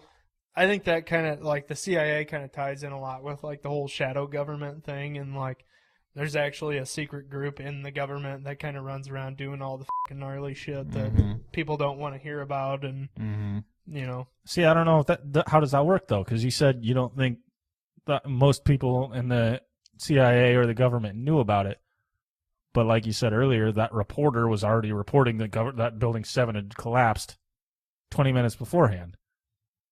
So how does a reporter fucking know about it? But they don't. I don't know. I don't have all the answers to it. Why not? God damn it. Well, and like if it's like BBC, you could basically be anybody from the CIA and have access to, government channels of emailing all these news agencies and saying, hey, these are the current events. This is what is happening. All Building 7 has just collapsed. Accidentally hit send before they're supposed to hit send. Yeah, just, you know what I mean? Like, it's possible that that the CIA has ways to contact these news media outlets and give them scripts and tell them what to say, and I think Congress that's at the top knowing what. I think it's pretty good. It's pretty well known now that the government tells many news channels what to say. Oh yeah. Down to how they say it and the exact wordage of it. But that's a pretty large mistake to be standing in front of a building. But what other reason does it, like, why would that have happened? Like, Unless it they doesn't were make any told, sense. Yeah. Because there was not, And especially- people weren't focusing on this building, and 1 and 2 had just collapsed. Especially if it's somebody who's not familiar with the area. They don't know, them and the camera guy, they don't know that they're standing in front of Building 7. They just know they're standing in front of the World Trade Center's area, and they say, Building 7 has just collapsed. And they don't know any better that it's Building 7. I'll show you the picture of the report. I imagine those people were from the area, though. This is the lady giving the news. She's down the street quite a ways, and I believe this is Building 7 behind her right here. So it's still standing, and she's way away from it. She would have no way to see that that's completely damaged and burning, when frankly all this smoke and everything looks like it's coming from 1 and 2 over here. Is it possible that it had partially collapsed? No, it did not partially collapse. It all collapsed at one time. There's a clear video. The roof or something didn't fall in. No, you can Nothing see like clear that. video. Everything all kind of went at once, and the middle of it went, and then everything just like a controlled demolition. I'll show you a video here of it here after. We should look into that reporter. I bet she's dead. There's a pretty good chance. But no, Reuters basically just denied everything. This says no, it was just a mistake. There was no, we didn't know. It was just a mistake. It's like, did they retract it later? Like later in the broadcast? They're like, oh, just kidding, guys. What happened when the building actually collapsed? We're like, oh, it collapsed again. Well, now it collapsed. It didn't collapse. We were just kidding the before. first time, but We now thought it's it really did, down. but it really didn't. But We're now not kidding it did. this time. the Reuters news agency had mistakenly reported the collapse of the building, which is also picked up by CNN just before the live report. Reuters later issued a correction, but clips of the report continue to go viral. Yeah, it doesn't. There is always the possibility that it was just a mistake. Absolutely. But I think that's when I look at all the evidence and all the weird ass shit, that just something just doesn't add up in my brain. Yeah. It doesn't. And frankly, people point to the 9/11 Commission report. Well, see, this explains everything. Really? You think the fucking government is going to tell us the shit in here? They're going to tell us that there was an inside job? Hell no. Do you think? Hell no. Do you think documents on 9/11 will ever be fucking declassified? No. I don't believe Not the so. documents that are going to be the ones that we want to see that will prove what we want to know. No. I think don't. a lot of the documents were probably in Building 7. You are correct. So why would it have to have been the CIA for it to be explosions? Why couldn't it have been the terrorists? I'm not saying it was necessarily the CIA. I don't know. Or the government. I'm saying it's whatever. some aspect of the government. But Somebody planned it all. Yeah, I but don't think why they couldn't carried it? Why out. couldn't have been the terrorists that also did that? Okay, let's fly a plane into these buildings Because and I then don't blow think- them up. I don't 'Cause think- that's a. I mean, they're going to kill a bunch of people right off the bat. Then there's going to get a bunch of first responders in there, and then they're going to kill them too. Because I don't know. if that was the case, they would have just told us that. They wouldn't try to hide everything. Nah. They And would have found I out don't that know it was about that it was a terrorist. And frankly, I don't think the terrorists had the means to do that sort of thing. They had the means to hijack planes. That was frickin' I mean, Osama was funded by the CIA. Of course he did. right. But these buildings were still heavily guarded buildings. Like, I mean, there was a bombing in '93 there, so this wasn't the first time that happened. They're heavily guarded. I don't think So they had apparently the- it wasn't that heavily guarded. They got I- bombed I once. don't know. I also believe that the way they fell, that there was more going on than just the planes crashing into them, and I think that had more to do with the CIA than the actual plane. I think the CIA helped plan the whole, hey, we need hijackers, we need, we're gonna fly these planes into these buildings, but they knew that wasn't gonna finish it off, so they helped demolish the buildings. Basically, they helped with the explosives part of it, of demolishing the buildings versus just letting them crash planes into the building. Because I honestly believe that if you crash those planes into the buildings, they would have burned, the tops would have come off. It would have been bad, but I don't think the buildings would have completely gone down the way that they did. Yeah, it just seems very... Where do you think that Flight 93 was headed? That's one thing that I've always White questioned. House? I don't know. Where did it take off from? I can't remember. And I didn't look into that too much when I was researching this stuff. But if you think about it... crashed in Pennsylvania, right? I think they were saying... Yeah. I think that's a long f***ing ways from Washington, D.C. I think they were saying that it was going to the Capitol, but that wouldn't make any sense because those first two planes hit. It would have made a lot more sense to have that plane hit the Capitol first. That way, this wouldn't be evacuated because nobody was in the Capitol. They evacuated the shit out of that the instant they knew we were under attack. Yeah. It would have made sense for that to hit first and then the World Trade Centers. So I don't know where it would have been headed. Who knows? It'd be interesting to know the truth of where that was going to. And why the World Trade Centers? Just because that was to the terrorists. If you really think about it in a terrorist mind, that was like the epitome of Western culture. Like the massive skyscrapers, that's... I still think government buildings would be a bigger target than... Well, that's why they hit the Pentagon, and I assume they've always said 93 was going to the Capitol. But, like, the White House, the Capitol, I don't know, just to me, it's like, would I rather hit the World Trade Centers in New York City or the White House in Washington? What would be a bigger story? Bush wasn't at the White House. He was at an elementary school. Where was that at? Florida. He was in Florida at the time. Was the plane headed south? I know, but no. I don't think it was headed west back towards Washington, D.C. I don't think it was necessarily about east killing the president. I think it was more about destroying the symbols of Western civilization. 100%. And I thought, to me, that would be like knocking off Washington Monument, blasting, all of all the monuments and important places that we have in Washington, D.C., the Capitol, the Washington Monument, the White House, all those, to me, that would, I just... Well, you bring up an interesting point, though, they hit those because the symbolism, and they did what they won. They did what they intended to do. They partially destroyed our freedoms. There was massive implications from this. The Freedom Act, the Patriot Act, and all the bills that have come, all the freedoms we've lost from this, the wars that we started, the division in our country, because of those wars and stuff like that. So ultimately, I feel like they accomplished what they wanted to do in those instances. Were we involved in any wars at the time? No. We had been... Persian Gulf was over. Right. So it could have been Boeing. What do you mean? They wanted us to get back in the war, so we started spending more money. Somebody that makes money, making money off the war. Could have been. Yeah. We're quite a ways into this episode. We got two topics to cover. And we got two. The last two aren't that in depth. John Denver's full of shit. Actually, I want to talk a little bit about the JFK assassination. This is like one of the biggest conspiracy theories. So we could literally talk about this for a week and a half straight and not cover everything of it. But the thing that interested me the most was just the ballistic aspect of it. He was using the 6.5 bolt action rifle. It was like a Cara cow or some shit, like some really weird thing. Cara cow? No, I can't. I'd have to look. Care Bear? No, it was not a Bernstein Bears. I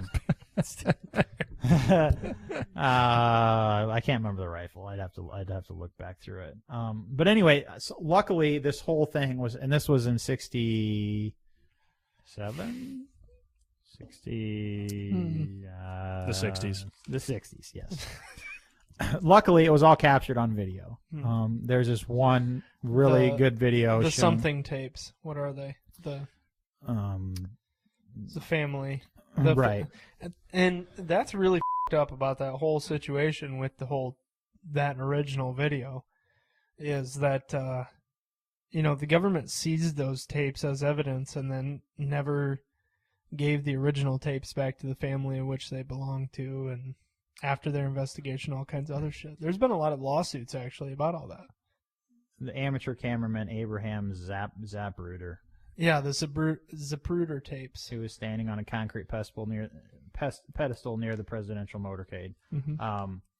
So they were able to analyze, and there's all sorts of crazy-ass theories about how many shots were actually fired. Most people on the ground, most witnesses said they heard between 3 and 4. There is a theory that there was only one bullet that, he was shot through the neck. No, hear me out. One bullet that went through his neck came out and hit I believe it was the governor of Texas and caused his wounds as well. And then obviously the second one that hit him, Canute his melon. Yeah, there was nothing left. Yeah. But there's all sorts of theories about that.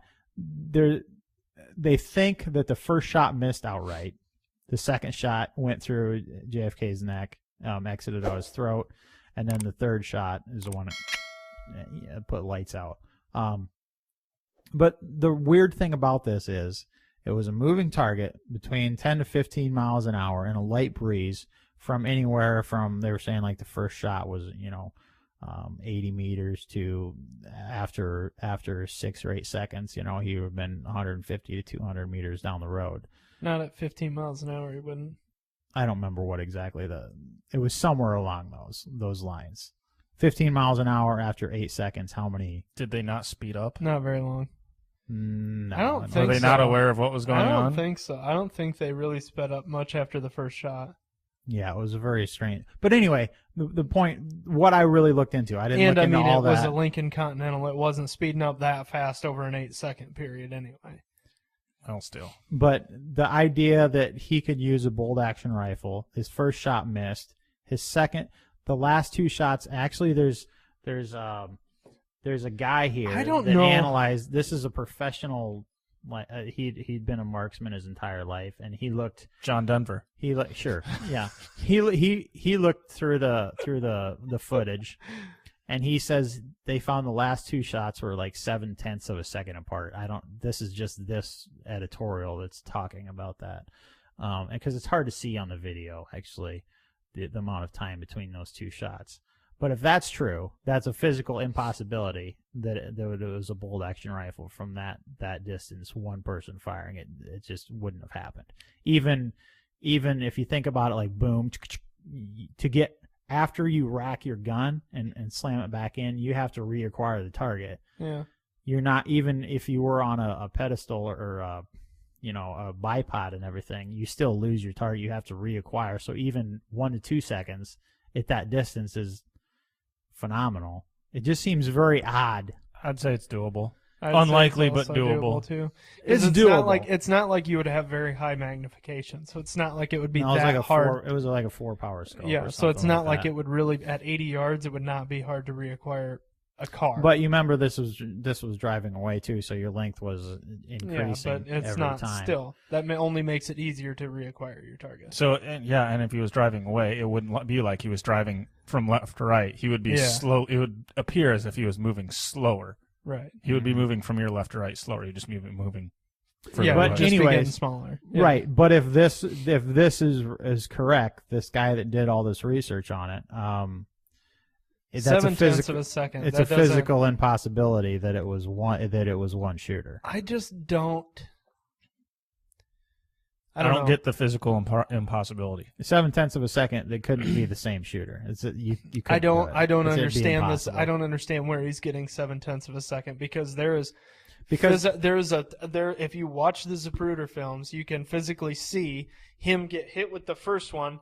The passenger in the car turn around, look at him, see if it's okay. His wife turns and looks at him. It's like 4 or 5 seconds, and then he gets his fucking melon canoed. Mm-hmm. It's not 0.7 of a second that are.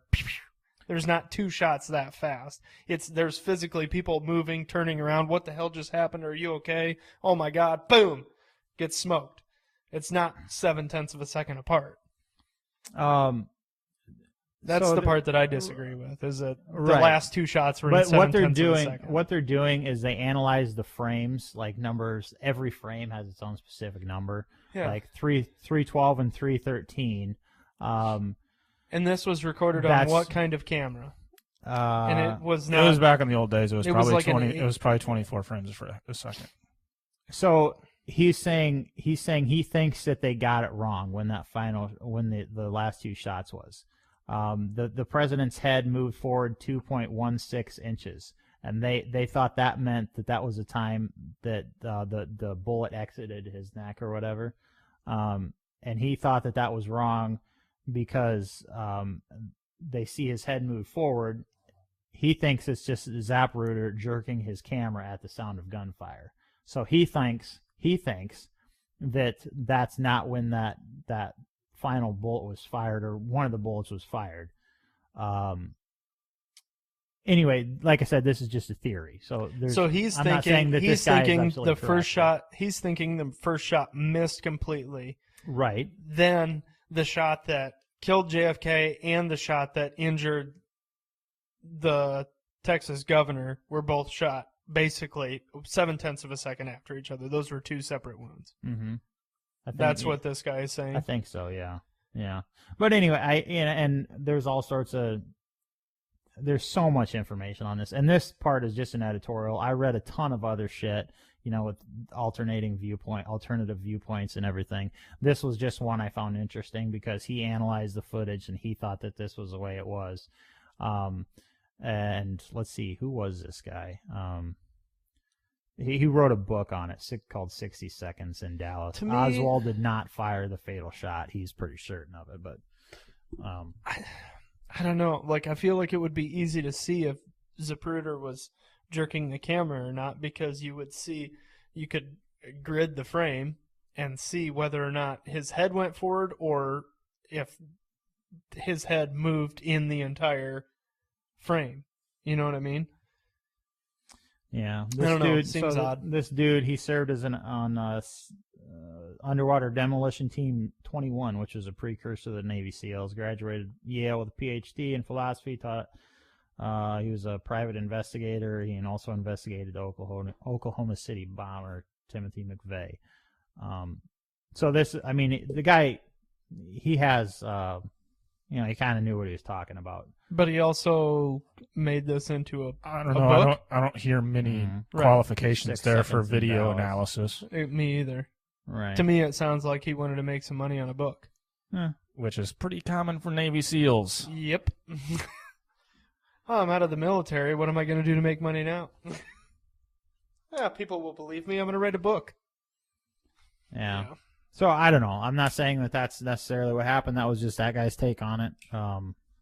And really to this day, there's a lot of theories about, that's very, very unclear footage. It's not like it's super clear, super, high def shit that you can actually watch and, this is when this happened and this is when this happened. I want to believe the story from the movie Shooter. What's that? Where the old boy caught the shooter and buried him outside Terra Lingua. Oh, yeah. Oh, yeah, and I was also going to mention... for sure? Still got the shovel. I was going to mention, too, that little piece of evidence that was very strange, that everybody always, what the hell is going on here? So that was a sunny day in Dallas. Yeah. Nice sunny. It was beautiful weather. Nobody had any umbrellas. Right at the point when the shooter started shooting, there was a guy with a black umbrella holding a black umbrella. So as soon as the convoy or JFK's car got to the guy with the black umbrella is when the shots started raining down. And everybody's like, what the f***? Why is there a dude with a black umbrella on a nice sunny day? Yeah. It wasn't hot. This was like November or some shit. Could be wasn't it? allergic to sunlight. Shade. Just it seemed very, very odd, though. Everybody thought that maybe it was a signal or he was somehow involved. Did he put the umbrella up exactly when the shots went out? Because No. Otherwise, it's like... No, but does that not seem odd to you? A nice November day. It's not hot. It's just Here's it's like my 70 degrees, absolutely perfect weather, and there's a dude in a black coat with a fucking black umbrella standing there. No, it doesn't seem that odd. That's odd as dude. Why would any... Using that as a signal is from For someone assassinating the president, I think they would be a little bit more sophisticated than a signal. Just Here's hey, my just thing. stand there with an umbrella. Okay, Here's you my guys, thing. like- Hold on. Here's my thing to my stance against that being the signal, him going past the guy with the umbrella, was the guy with the umbrella right at the side of the road, or was he back a little ways? He was kind of back in the crowd, wasn't he? A little bit, but he was pretty much on the side of the road. So if you're viewing a car driving almost directly away from you, you're on the side of the road and it's kind of driving, it's not driving directly left to right. How can you tell when the car is directly in line? Because there's no saying that actually what happened. They're saying what happened is really what happened. That guy could have been involved with anything. There's still theories whether Lee Harvey Oswald actually did it or whether he was the only shooter. Whether a guy on the grassy knoll. There's so many other inconsistencies and strange shit going on that they thought maybe that guy could be involved with it. Because it does seem very odd. And this is like, he's called the Umbrella Man. This is a famous thing. This is not just some crazy... Some dude that was watching an internet video and saw a guy with an umbrella and says, "Oh, what the f*** is he doing there?" Like, this is a whole thing about it. Right. But anyways, I get it. Years later, we're just talking about how fucking weird Mark Zuckerberg is and how he was surfing with literally his entire face, his entire head covered in fucking sunscreen. It's not unbelievable to think that this guy may have been a redhead and was using a fucking umbrella. He was a lizard person. Yeah, to cover himself from the sun. I found it very Texas. Odd. Yeah, I found it very odd. But like 10 years later, he went and he testified in front of Congress about something to do with the assassination, and it was simply a silent protest essentially to JFK. Actually, something to do with his father. It wasn't even JFK's policies. It was JFK's father.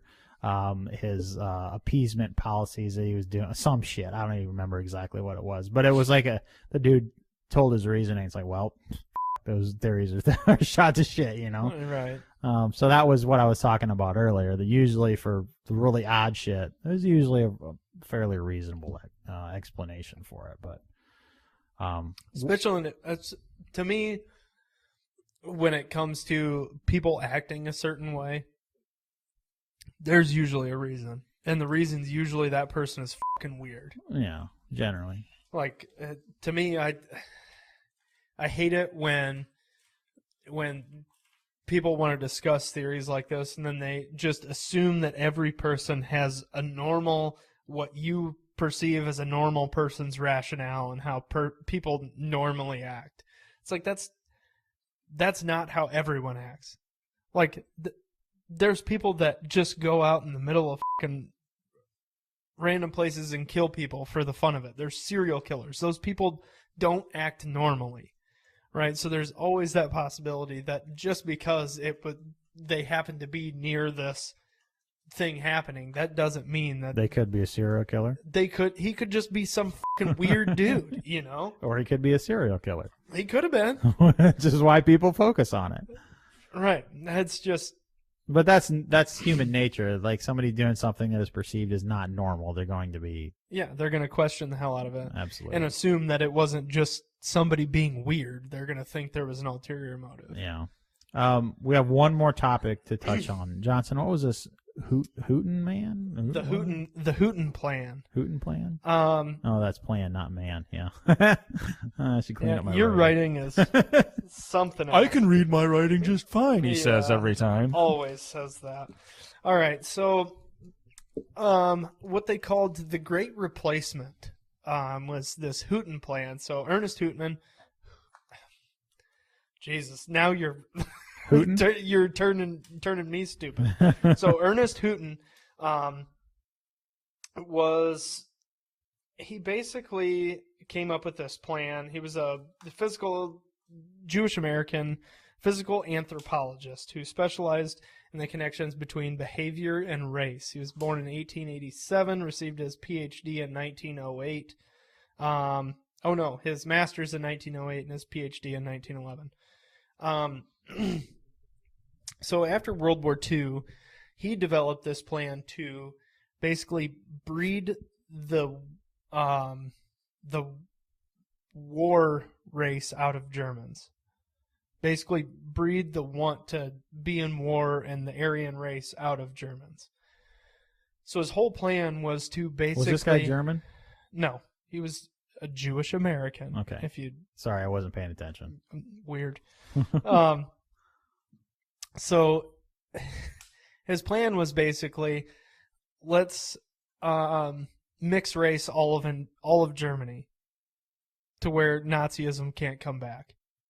Let's take, because between World War I and World War II, the Germans had, transitioned to this ultra-nationalist fascism, we are the best, we are the superior race, we're the master race of the earth. That was the whole Aryan race thing of the Nazis. Mm-hmm. And his plan was to basically get immigrants from all over the world to come to Germany and take all of the men from Germany and basically displace them into labor camps all across the world in order to basically dissipate the Nazis across the world so they couldn't come back. Sounds a lot like a reason or a theory to spread Nazism to me. So let's get all these Nazis all over the world. I have a hard time believing that a Jewish guy would want to spread Nazism, but that's just me. I have a hard time believing Americans would want to drive or fly fucking planes into America. Yeah. So basically the plan was, let's take the males, Nazi males, spread them out throughout the world into these labor camps and, kind of dissipate the Nazi male traits and everything, dissipate it out through the earth, through different countries so that it's not all concentrated in Germany. And we'll get all the German females and we'll have them, basically mix race with all these other countries that we're going to get immigrants from. And they actually started to carry out this plan, and there was a lot of controversy. There was like pamphlets and stuff put out about mixed race families and removing the war race from Germany and all kinds of weird shit. It was a pretty interesting plan coming from this just random guy. Basically he was a doctor. He had all this, he was a smart guy, but it was like this really weird kind of new world order. We're going to take this group of people and just kind of dust them out through the entire world so that they can't be concentrated in one area. But I think his mistake was assuming that somehow those people were inherently more racist than other people, when frankly it wasn't. It wasn't just that. It was their leaders and the propaganda. Oh yeah, that it was they were all being about fed. So it's not and that's the same shit that we're dealing with nowadays. Frankly, I think we're told that this little kid, frickin' white kid, is somehow inherently racist, and this little black kid is somehow inherently a victim because of the color of their skin. So his plan actually was to remove the white race from Earth, basically. Yeah, sounds like a real fucking racist to me. So he basically thought that if the entire world was mixed race and everyone was intermixed with everybody, there would be no group of people who believed that they were the master race, and this Nazi problem wouldn't rise up again. I mean, okay, so there'd be no Mexicans, there'd be no Chinese, right? Just be everybody. Just be a mixed bag of everything.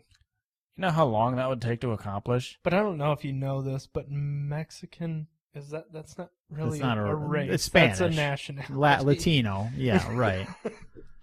But you have to remember that he specialized. He was a physical anthropologist who specialized in the connections between behavior and race. So he basically thought that white people tended to go to war more often than people of color. So he thought that if we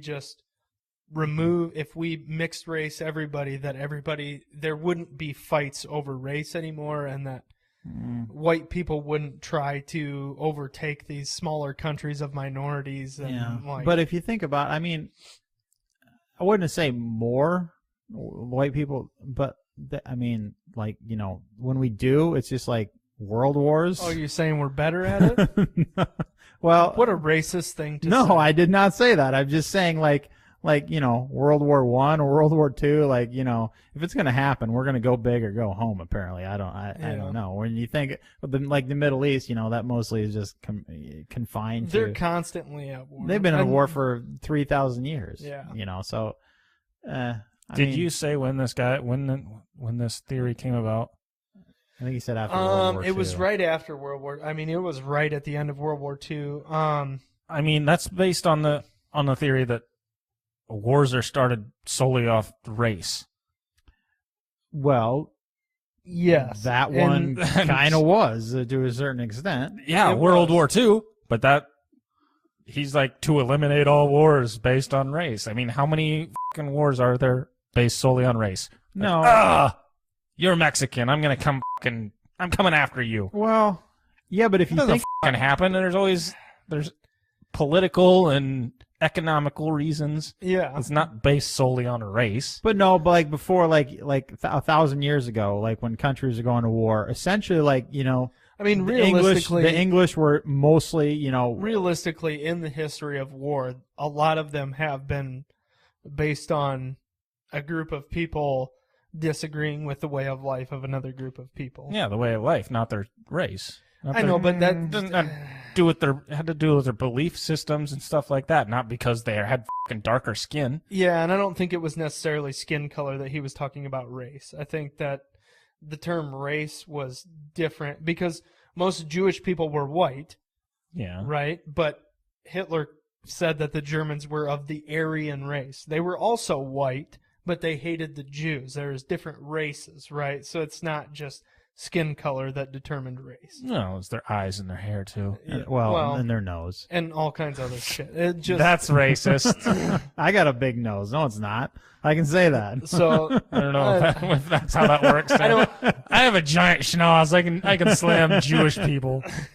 I just think that the term race now means skin color, but I don't think at this time, I don't think that it was necessarily. No, the term used to mean skin color back in like the 70s and 80s. Now it just means whatever the f you want it to. Right. Actually, yeah. I laughed at somebody's comment on Facebook the other day. Like, just instead of I went to laugh. Yeah.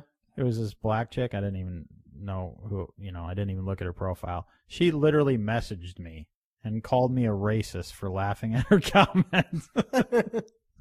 Huh. I had a pretty good chuckle about that.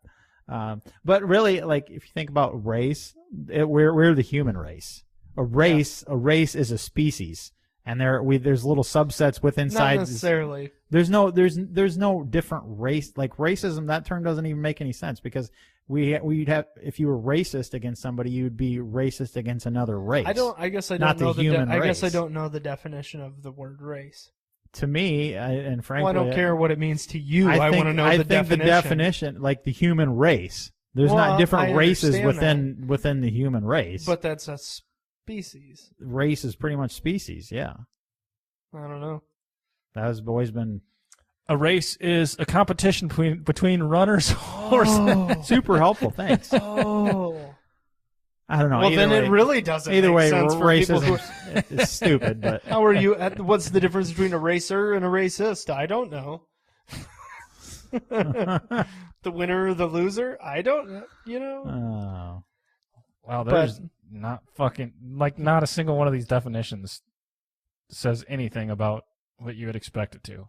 It's got to be just a classification of... It's all about racing, water currents, a ring-shaped groove or guide. Huh.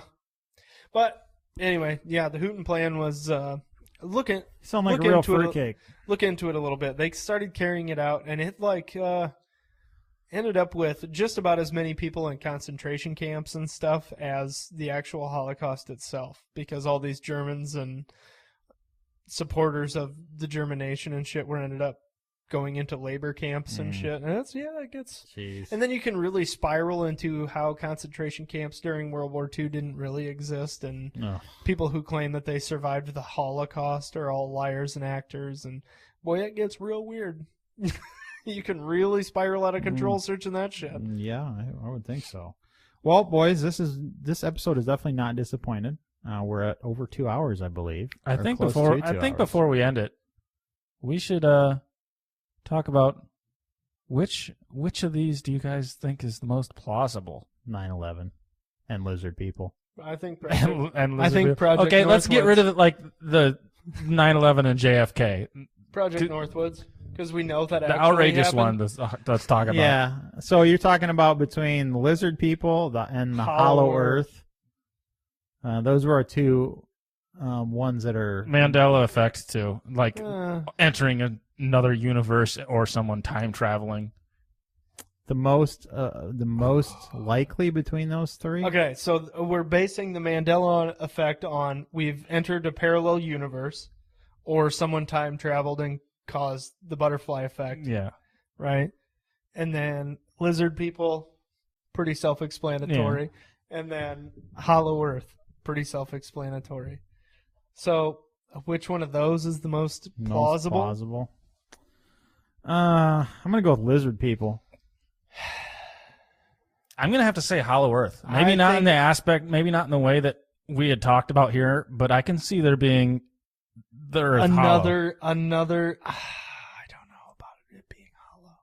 I could see there being another classification of humanoid creatures living below the surface of the Earth, but I don't believe that it's just we live on a shell, that there is a hollow inside too. But I believe that there could be a subterranean subculture of humanoid-like creatures before I believe that there are lizard people. Cave dwellers over lizards. Maybe the cave dwellers are lizards. I don't know. The mole people? The mole people, yeah. I bet they don't even have eyes because it's dark under there. Oh, there's a sun down there. I don't believe so. So I'll tell you what. Why don't you, like the naked listener, mole rats. Why don't you, the listener, tell us what do you think is the most plausible between those three: the Mandela effect, lizard people, or the Hollow Earth? Here's another question though. If there are people inside the Earth, is it cold so they're really furry, or is it actually warmer because they're closer to the molten core of the Earth? So they're actually like naked mole rats. If you look at if you look like the Earth is after you get 12 feet down, it's like a steady 56 degrees. So geothermal. Yeah, I'm thinking between 56. You would have a lot of hair if you lived in a constant state of 56 degrees. Well, yeah, but all the lava down there keeps it warm. So would that make man. you hairier? No, all the lava keeps them warm. That's just. But if it's lava's 56, a theory, though. Lava's not everywhere. Right. But if it's 56 degrees, well, you would be cold if you were naked. There's like cold parts. Why do you think they're naked if they're human? If they're humanoid people, it's a super intelligent race. Did you know that there's theories that's where Atlantis is? That's just racist. Now you think just because they're subterranean people, they're stupider than we are, and you're superior. Oh to yeah, them? You got something real cool. You got Johnson. something on the real Earth, cool. people? No, but guess what? The evolution of human people has created hair in places that it is to keep them warm, and you wear fucking clothes every day. So don't tell me that all of a sudden these fucking people are so smart that they just magically change their evolution cycle to be 30 years. So all of a sudden they just don't need fucking hair in places because they wear clothes.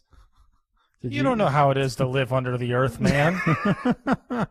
Yeah, you don't know. You don't know.